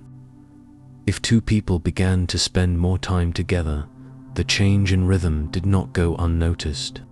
And if someone else had once shared warmth with one of them, something shifted. Not openly, not always violently, but in subtle acts, silence, withdrawal, a tighter grip on a tool, a refusal to share a meal. There were no words for jealousy carved in ochre, but the feelings lived in the body. They surfaced in breath, posture, in the refusal to meet another's eyes. Anthropologists have studied this through the lens of modern foragers. In the Hadza and Ache societies, emotional discomfort over shifting bonds exists. It is managed not with confrontation, but with movement. A person might leave camp for a few days. They might immerse themselves in work, or they might seek a new connection. The emotion itself was not always treated as shameful. It was recognized as part of the social dance. If someone felt threatened or overlooked, older members of the band might step in with guidance or distraction. A grandmother might retell a myth where love shifted and found new balance. An older hunter might take a restless youth on a longer journey. The group helped absorb the tension. Jealousy in prehistory may have functioned more like weather than war. It came and passed. It changed the mood of the camp, but it did not destroy it. In societies without formal marriage, romantic bonds were more fluid, yet emotions still ran deep. Being chosen still mattered. Being replaced still stung. Children watched all of this. They learned not through explanation, but through presence. They saw how adults responded to loss, how they carried themselves after being passed over. Some wept, some hardened, some forgave. These patterns became memory. They shaped how future bonds formed. There may have been rituals to soothe these fractures. Shared songs, group dances, food passed deliberately to those on the margins. These acts reminded everyone that even when hearts hurt, the band remained whole. That no bond existed in a vacuum. That love was woven into the group. Today, we write books about jealousy. We define it, diagnose it, debate it. But before all that, it simply was. A look held too long. A fire tended alone. A gift given to someone else. In the quiet of those early camps, jealousy had no name, but everyone felt it. And everyone, in some way, carried its heat. Now we step beyond the assumptions of modern categories and into the fluid warmth of prehistoric companionship. Before labels, before laws, before shame was attached to intimacy between two people of the same sex, there were simply connections, lived, felt, and shared. The question is not whether same-sex bonds existed in early human groups. The question is how they looked, how they were held, and what they meant within the flow of ancient life. Archaeology rarely gives us direct proof of affection. Bones do not blush. Tools do not explain who loved whom. But sometimes the arrangement of graves, the repetition of objects, or the proximity of lives tell quieter stories. At sites like the Mesolithic cemetery at Vedbæk in Denmark, or the Upper Paleolithic burials in Eastern Europe. Paired interments of same-sex individuals suggest bonds that were more than practical. Two adult males buried side by side with matching goods or protective placement raise questions. We cannot say with certainty that these were romantic partners, but we can say they mattered deeply to each other. In modern foraging cultures, same-sex intimacy exists without the political baggage seen in recent centuries. Among the aka, the Kung, and other groups, non-reproductive affection and closeness are common and accepted. Individuals may sleep beside others of the same sex for warmth or comfort. Playful physicality is not policed. Emotional depth between same-sex peers is often encouraged. It strengthens group cohesion. Some anthropologists argue that same-sex bonding served a vital function in these tightly interwoven bands. It offered emotional safety. It provided alternatives to heterosexual tension. It allowed people to explore connection without the immediate pressure of reproduction. For some, it was a lifelong orientation. For others, a passing but meaningful phase. The group did not need a rulebook to manage this. They simply folded it into the rhythms already known. There is evidence from animal behavior as well. Bonobos and other great apes, our close relatives, regularly engage in same-sex sexual behavior. It reinforces bonds, diffuses conflict, and builds alliances. If this is part of our primate inheritance, then it is likely that early Homo sapiens carried the same capacity and allowed it to express itself in natural ways. What we do not find in ancient life is criminalization. There are no signs of exile or punishment for same-sex closeness. Instead, we find flexibility. Relationships were not boxed by modern identity categories. They were lived through companionship, collaboration, shared work, and sometimes shared sleeping skins. Love, in its many directions, was part of the prehistoric world. It was not always about mating. Sometimes it was about safety, sometimes laughter, sometimes a kind of soul comfort that defied words. Two people curled by the fire, knowing that in a world so full of danger and movement, they had each other. Now we walk into the part of the past where blood, muscle, and skill met desire. Hunting was more than survival in early human groups. It was performance, it was risk, and it was deeply watched. The act of bringing back meat did more than fill bellies. It signaled strength, precision, and reliability. In the eyes of others, especially potential partners, that mattered. Archaeological evidence from hunter-gatherer sites shows that meat was often shared, not hoarded. Among the Hadza of Tanzania and the Ache of Paraguay, for example, hunters distribute large game widely across their groups. This generosity does not lessen their status. In fact, it enhances it. Those who provide more are talked about more. Their names circulate, their stories grow, and in that quiet accumulation of reputation, attraction is often born. But it was not just about brute strength. A good hunter had to read the wind, move silently, and know the habits of animals across seasons. They needed memory, patience, and group coordination. These were traits that also signaled emotional depth. A person who could track a herd across shifting terrain might also be someone who noticed subtle changes in a partner's mood. That attentiveness, even if unspoken, left impressions. In groups without written rules or fixed hierarchies, repeated actions told the story. If someone returned from the forest again and again with meat, if others gathered near them at the fire, if children began to mimic their gestures, their standing rows, and standing shaped mating, not through coercion or command, but through quiet preference. Those who sustained the group became more desirable. It is important to say that meat alone was not the measure of worth. Gathering often provided the majority of daily calories, and women were just as crucial to the survival of the band. But the drama of the hunt, its danger and uncertainty, carved a special place in the shared imagination.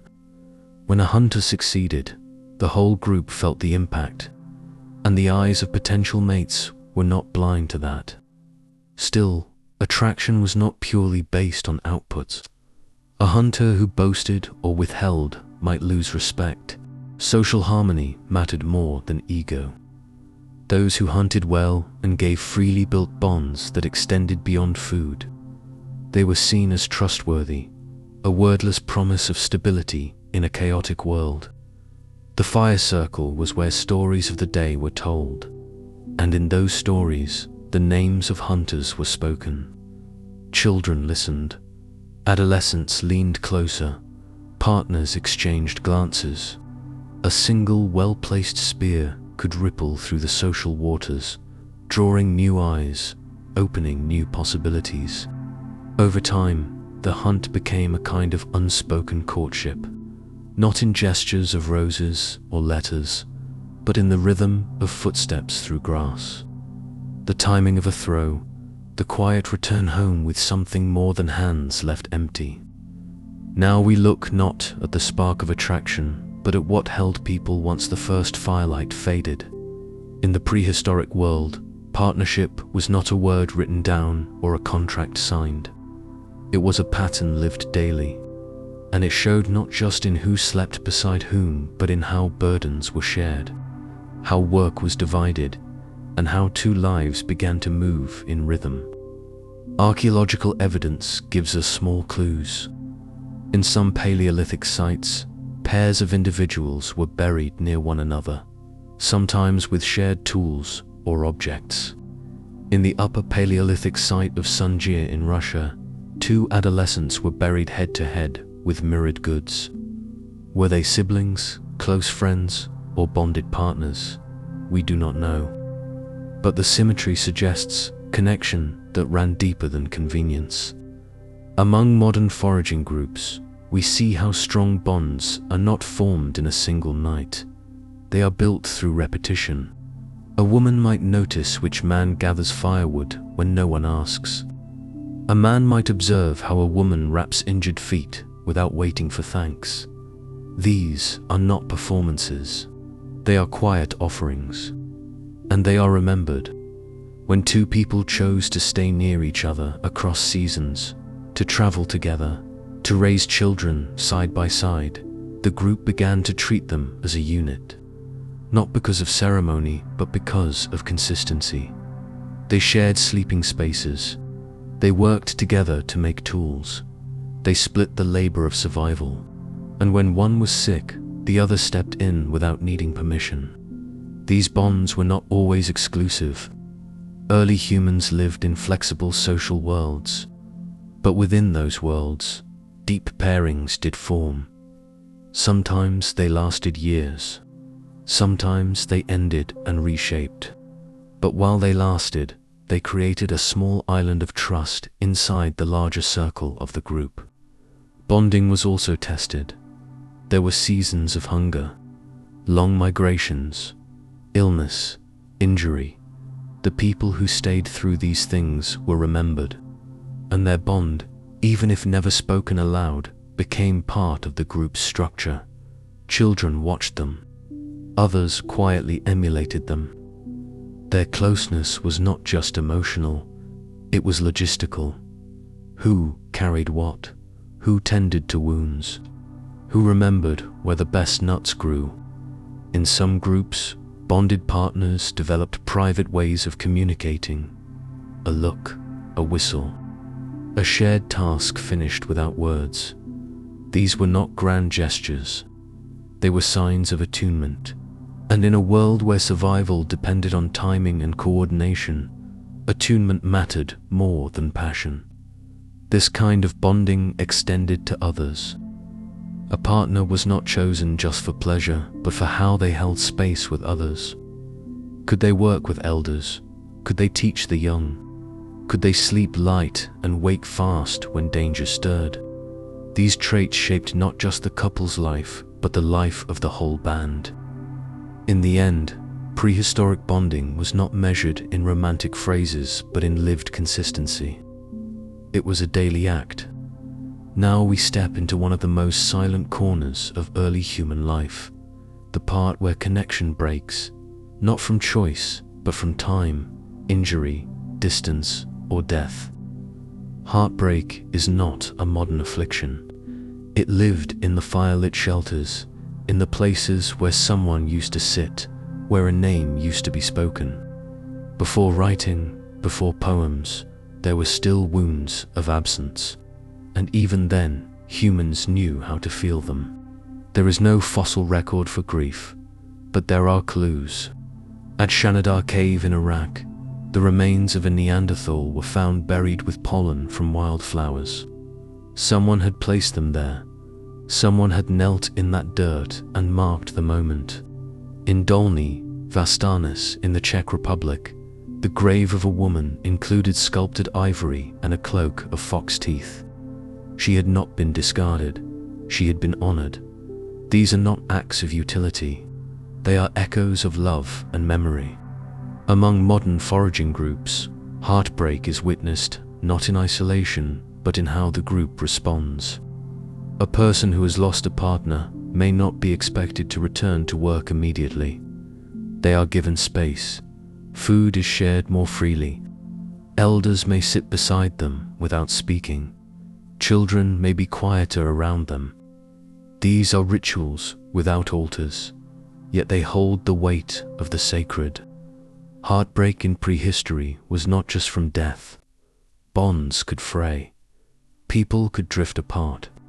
One partner might form a new connection. Another might leave the band entirely. In these cases, loss was complicated by presence.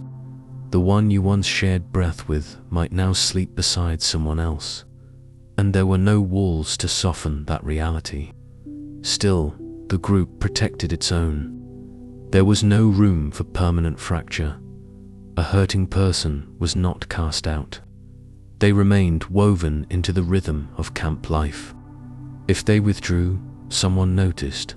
If they cried at night, someone stayed awake nearby. Emotional pain was not seen as weakness. It was part of what made the group real. Over time, new bonds could form. The pace varied. Some people sought comfort quickly, others waited seasons. But even when a new connection began, the old one was not erased. Stories were still told. Objects were still touched. A certain song or tool might carry the name of the one who had gone. Grief had no end, only transformation.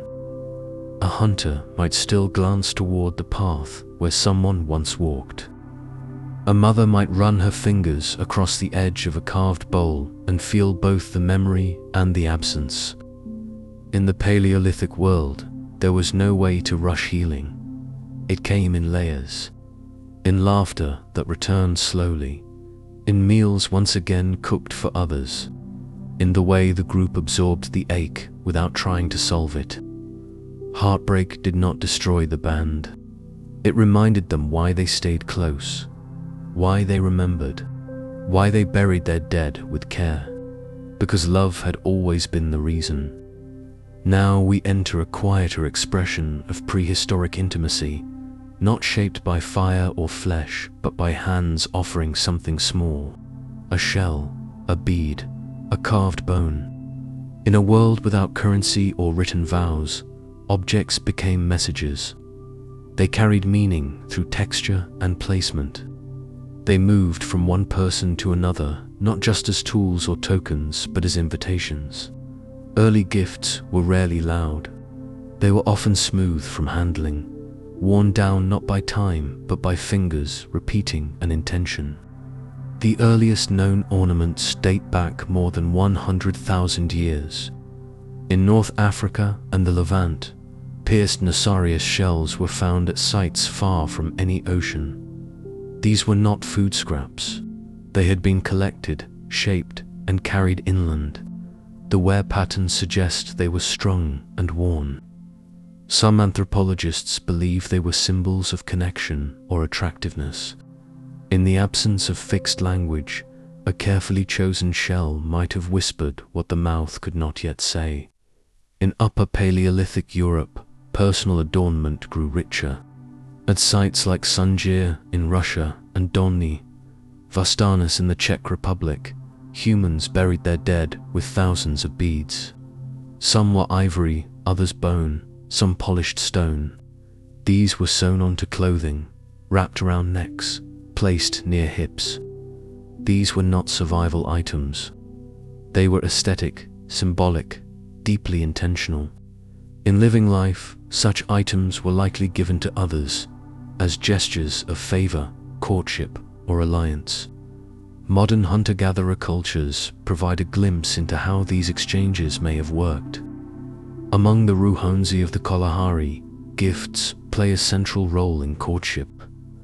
A young person may offer beads or specially crafted tools to show interest. The gift is not flashy. It is practical, personal, and meaningful. It says, "I noticed you. I made this with care. I want to be seen." In early times, these exchanges likely carried many layers. A carved antler might signal skill in the hunt. A painted stone might suggest knowledge of beauty and pigment. A woven cord could imply future cooperation, a kind of soft promise. These objects were not always reciprocated immediately. Sometimes they were accepted with silence, sometimes kept in secret, sometimes returned later with another gift, and with it, a changed relationship. The giving of objects also extended to fertility and reproduction. Some archaeologists argue that small figurines found across Europe and Asia, often stylized female forms, may have been linked to fertility, identity, or attraction. While their meanings are debated, their placement in homes and burials suggests they were not trivial. They were offerings of meaning, sometimes made for oneself, sometimes for another. In a world where words were few and bonds were fragile, gifts held a kind of language. They were made with hands and worn with pride. They carried stories without needing to be spoken. And when given in quiet moments between two people, they said more than any sentence. Now we explore the quiet space between camps, the long walks beyond familiar trees, and the distant faces that drew attention because they were new. In early human life, where the group was small and kinship ran deep, mating within the band carried risks. Over time, natural patterns emerged.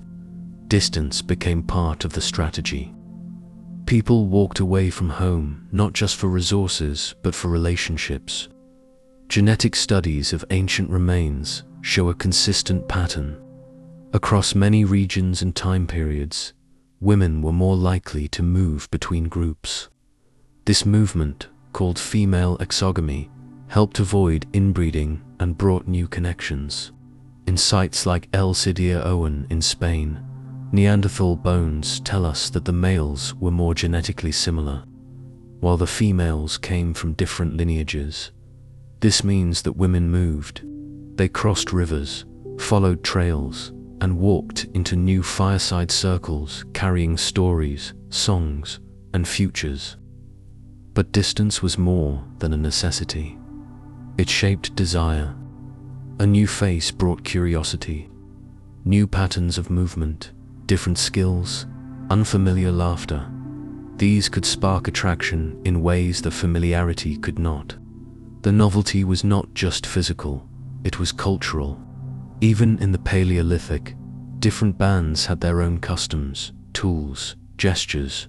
To form a bond across that line was to create something new. Sometimes the movement was voluntary.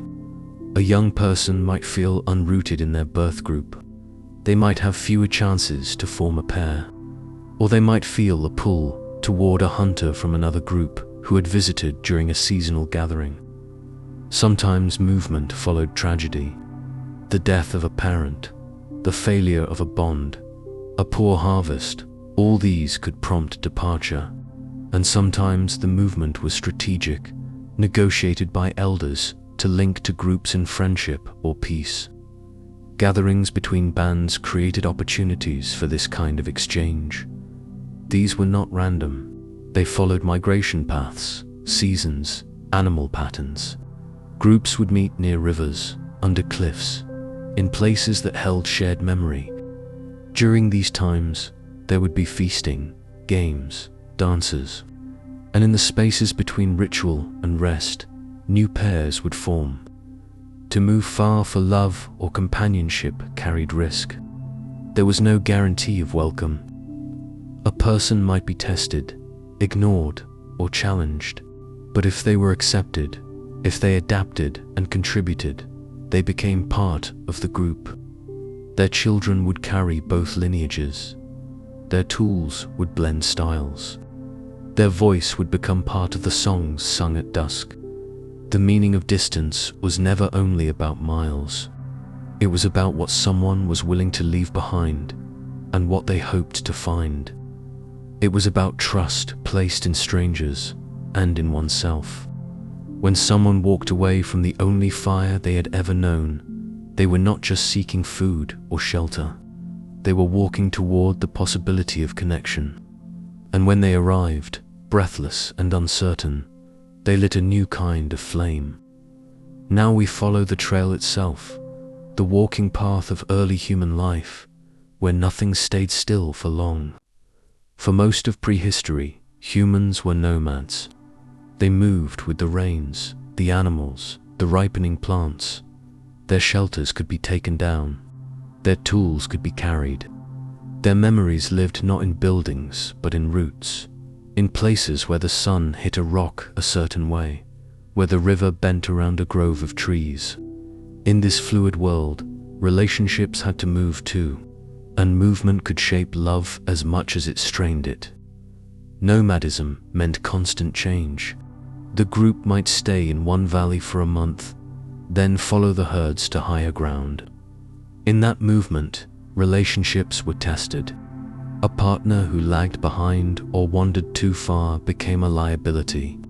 But a partner who matched your pace, who read the signs in the wind as you did, became more than just company. They became rhythm. You walked together not just because of affection, but because you understood the world the same way. In some cases, nomadism protected intimacy. It kept pairs close. In a world with no walls, privacy was rare, but movement itself gave breathing room. A pair could walk ahead of the group for a while, or fall behind. There was no office, no marketplace, no distraction from the shared act of survival. You gathered, hunted, cooked, slept together. You saw the other at their worst and still stayed near. That kind of daily witness made bonds deep. But nomadism also made relationships fragile. When a disagreement arose, there was no room to hide. Tensions followed from camp to camp. If one partner felt neglected or hurt, it could fester in the silence of long walking days. And if separation came, it was felt in the weight of an extra basket, in the absence of a second pair of hands when the fire needed stoking. Some relationships ended at the edge of a migration. One partner might decide not to follow. A new group might arrive in the shared hunting ground, and alliances could shift. The movement of people meant the movement of possibilities. Old bonds dissolved, and new ones were formed not just from desire, but from necessity. Archaeological clues reflect this fluidity. At sites like Dolny Vastanis, overlapping layers of occupation show that groups returned to the same places across generations. The tools changed subtly from one layer to the next, suggesting different hands. Perhaps new relationships, different skill sets. Movement did not erase memory. It braided it. Each return carried the echo of those who had come before. In this constant motion, love had to be flexible. It had to learn how to travel. What could not be carried was left behind. What mattered most had to fit in the mind, the heart, and maybe a single pouch of sacred things. In a world without permanence, the strongest bonds were those that could move without breaking. Now we look to the margins of the circle, to the figures who stood slightly apart. Not everyone in early human bands chose to bond, to bear children, or to share their days with a mate. In modern terms, they might be called solitary, celibate, or indifferent. But in the rhythm of Paleolithic life, their presence was not a problem. It was a pattern, and often it was a power. Among small mobile groups, every person had value. Strength came not only from numbers, but from knowledge, patience, and adaptability. Those who did not seek partners still helped gather food, tend fires, teach children, and hold memory. They became keepers of skills, holders of space, and sometimes mediators between tension. Without children of their own, they often carried the stories of others, and these stories mattered just as much as the food or the tools. Anthropological studies of present-day foraging societies like the Hadza and the Ecart suggest that individuals who remain single or childless still hold respected roles. Some become herbalists, artists, or elders who oversee ritual and memory. They may care for orphans, assist new mothers, or serve as second parents within the group. Their time and attention stretch wide across the band. They are not empty. They are available. In early human life, mating was never the only path to meaning. For some, the reasons for not mating may have been internal, a disinterest in intimacy, a longing for solitude, or a different way of loving. For others, the choice may have been circumstantial loss of a partner, injury, age, or exclusion. But regardless of the reason, their role in the group remained real. They were not cast out. They were absorbed. Archaeological evidence is subtle but present. At sites across Eurasia, burials include individuals who appear to have lived full adult lives but without signs of children or domestic partnerships. They are still buried with care. Some lie with tools, beads, ochre markings. Their bodies are not neglected. Their memory is not erased. In life, they may have been guides, watchers, or listeners. In death, they are still part of the circle. These individuals remind us that mating, while central, was not universal. Human life allowed for variance. It made space for difference. The group needed hunters, gatherers, caretakers, and watchers. And those who chose not to tie their lives to another's heartbeat still stood near the fire, still walked with the group, still knew the names of stars and the seasons of plants. Their value was not in what they produced, but in how they held the whole. In a world where most things were shared, food, stories, danger, their gift was time and attention spread wide. They were the ones who held hands when no one else could, who stayed behind with the injured, who remembered what others forgot. In their quiet refusal to follow the usual rhythm, they became part of the music in another way. Now we follow a different kind of migration, not one driven by the hunt or the seasons, but by choice, by the quiet gravitational pull of someone already moving. In many parts of the prehistoric world, women were the ones who crossed boundaries between groups. But there were times and places when men followed them, and that decision carried more than longing. It carried risk, reinvention, and the reshaping of who they were. The archaeological record hints at this reversal in expected patterns. In some Upper Paleolithic burial sites, the genetic analysis shows males with foreign mitochondrial lines, suggesting they were born elsewhere but died with a different group. These were not raiders or passing visitors. Their bones rest in communal graves. They had stayed, adapted, and become part of the circle. Somewhere along the path, they followed a woman, perhaps for love, perhaps for survival, perhaps for something harder to name. In modern foraging societies, such patterns still appear. Among the matrilocal Minangkabau in Indonesia, men move into the homes of their wives, not the other way around. Their children belong to the mother's lineage. Their role shifts from center to support. In the Pacific Trabriand Islands, it is the sisters who carry inheritance and social power, while men often join their wives' households. These arrangements are not anomalies. They are echoes of deeper patterns. To follow a woman across the land was not just a romantic act. It was a surrender of familiarity. A man left his kin, his rhythm, his language. He walked into a group where his jokes did not land and his tools might be questioned. In doing so, he demonstrated more than desire. He showed resilience. He showed the willingness to learn. Such men often had to earn their place. They proved their value not through force, but through usefulness, carrying water, building shelters, sharing meat from a hunt. Over time, they learned the new dialect, the customs, the tensions, and if they stayed long enough, their children grew up speaking only the new language. The man's origin faded, but his bond remained. In some cases, women may have led the migration itself.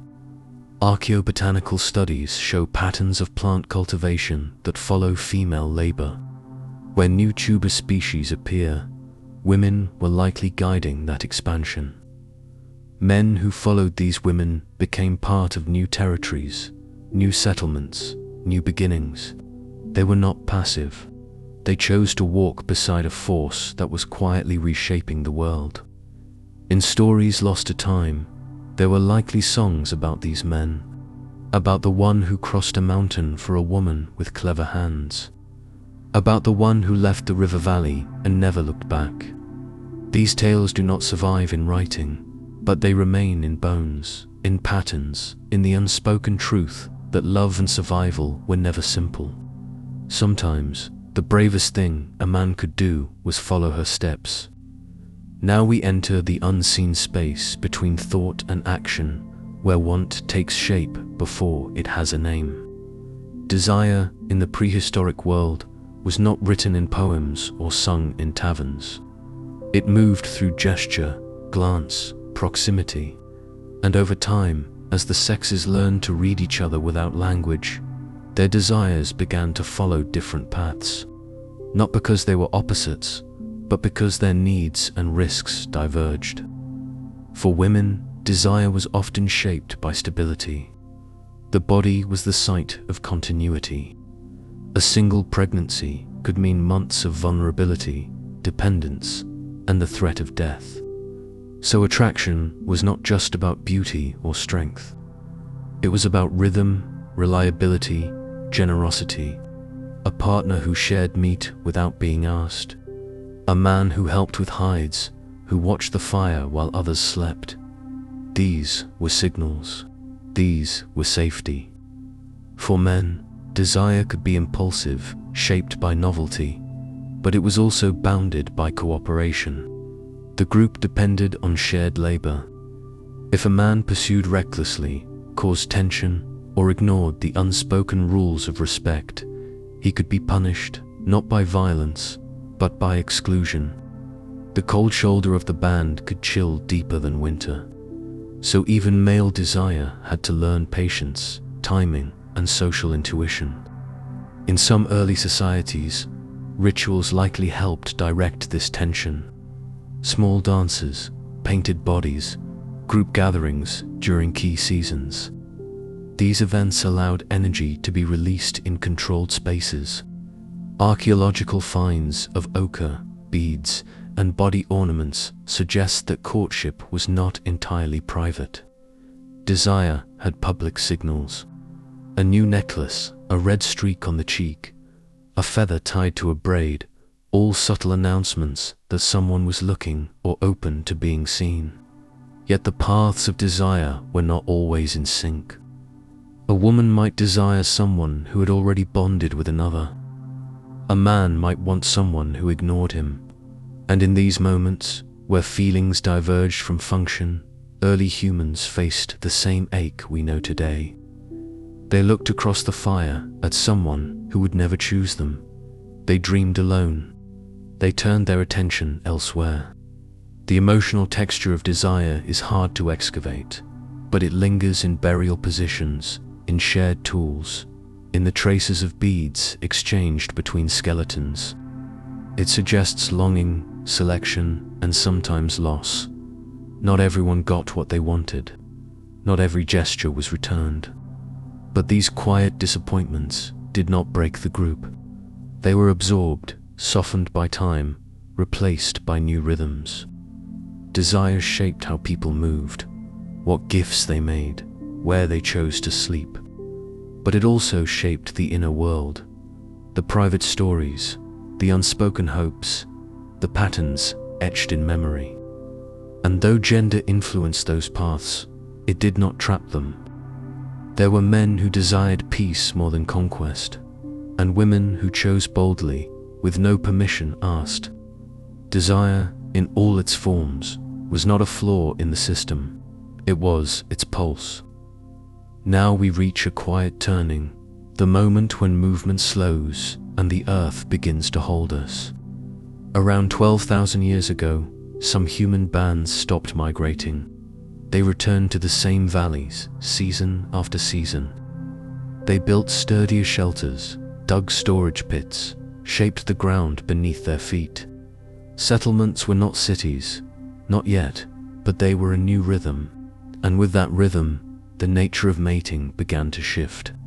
In the mobile life, relationships were fluid. If bonds broke, people moved.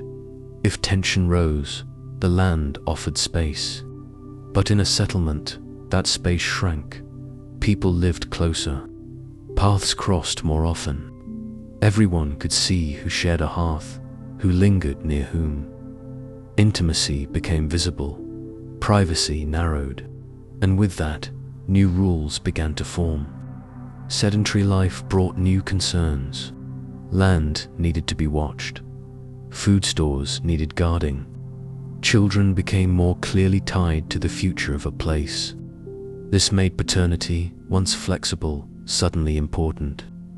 Men began to care more about which children were theirs, not because they loved more deeply, but because resources stayed in one place. Lineage became legacy. Anthropologists call this a shift from group-based mating systems to more individual pairings, often with social enforcement. Monogamy, once just one path among many, became more common. In some regions, it was encouraged. In others, it was imposed. Rituals may have formalized unions. Jealousy grew sharper. Affairs were not just personal breaches, but threats to the structure of the group. Symbolic artifacts from this period begin to show tighter pair identities. Joint burials of adults and children. Figurines depicting family units. In places like Catalyok in modern-day Turkey, homes were built close together, each with its own hearth, its own oven. This kind of layout reinforced domestic life, not just shared space, but defined partnerships. The emergence of settlements also changed the timing of mating.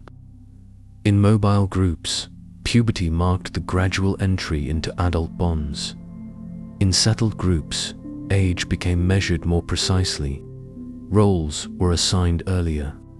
Some young women were partnered for strategic reasons, to bind families, to secure land, to manage labor. Love did not vanish, but it had new companions: duty, ownership, control. Still, not all settlements followed this path. Some kept old ways alive. At sites with rich ecological diversity, food was still abundant. Group cooperation remained high. But in places where land was scarce, where farming required intense labor, the pressures rose. Mating became more about alliance than attraction, more about future crops than present connection. This moment, the dawn of permanence, did not erase human longing. It shaped it. It pushed it into new containers. Behind the walls of plastered huts and shared granaries, desire still pulsed, but it was watched, managed, sometimes punished. The heart, once free to wander the forest, now beat behind doors. Now we arrive at the moment when choice began to wear a uniform. In the earliest bands, mating was fluid, driven by need, desire, timing, and ritual. But as settlements matured into societies, and societies into kingdoms, something ancient began to crystallize into something rigid. Sexual choice, once shaped by instinct and relationship, became law. Codified, punished, enforced. We see this transition in early tablets from Mesopotamia, in the carved codes of Hammurabi, in the temple economies of ancient Sumer. Women, once gatherers and arbiters of knowledge, began to be named as property. Men, once measured by cooperation, became judges of lineage. The body was no longer just a vessel for life. It became a category, a boundary, a bargaining chip. Marriage became a contract. Desire became moralized.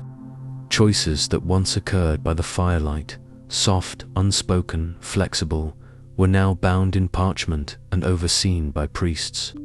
Virginity was inventoried, fidelity was surveilled, and deviations were no longer absorbed. They were punished. In some parts of the world, monogamy became the only permitted form. In others, polygyny was allowed, but only for those with wealth. Female agency in choosing partners declined. Inheritance systems reinforced malcontrol, and love, when it appeared, did so in stolen glances or whispered songs, not in the open rhythm of daily life. But even as these structures hardened, something older refused to die. In folktales, we hear it. The girl who chooses the hunter, not the prince. The boy who falls for a stranger beyond the village wall. The wise woman who lives alone, free and feared. These stories are fossils of freedom, buried in the soil of domination. Archaeology reminds us that none of this was inevitable. For over 90% of our species' existence, we chose based on proximity, intuition, cooperation, and survival. We did not ask for permission. We did not assign purity to the body. We watched, we learned, we connected. The old ways were not perfect, but they were diverse. They were lived. And maybe, in some quiet corners of the world, they still are. Where community matters more than status. Where partnerships grow from care, not control. Where attraction listens to context, not commandments. The law may shape what is allowed, but it cannot fully erase what is remembered in the body. So now, as you lie here with eyes soft and mind adrift, let this final ember glow. Let it remind you that your ancestors loved before the word love. They chose each other without rules. They shared warmth, risk, laughter, pain. They were human, so are you. Thank you for walking this ancient path across 40 nights of memory and fire. If this series spoke to something deep in your bones, consider liking or subscribing to help keep the stories alive. No pressure, no algorithms, just the old rhythm passed gently forward. Good night, traveler. You are part of the story now.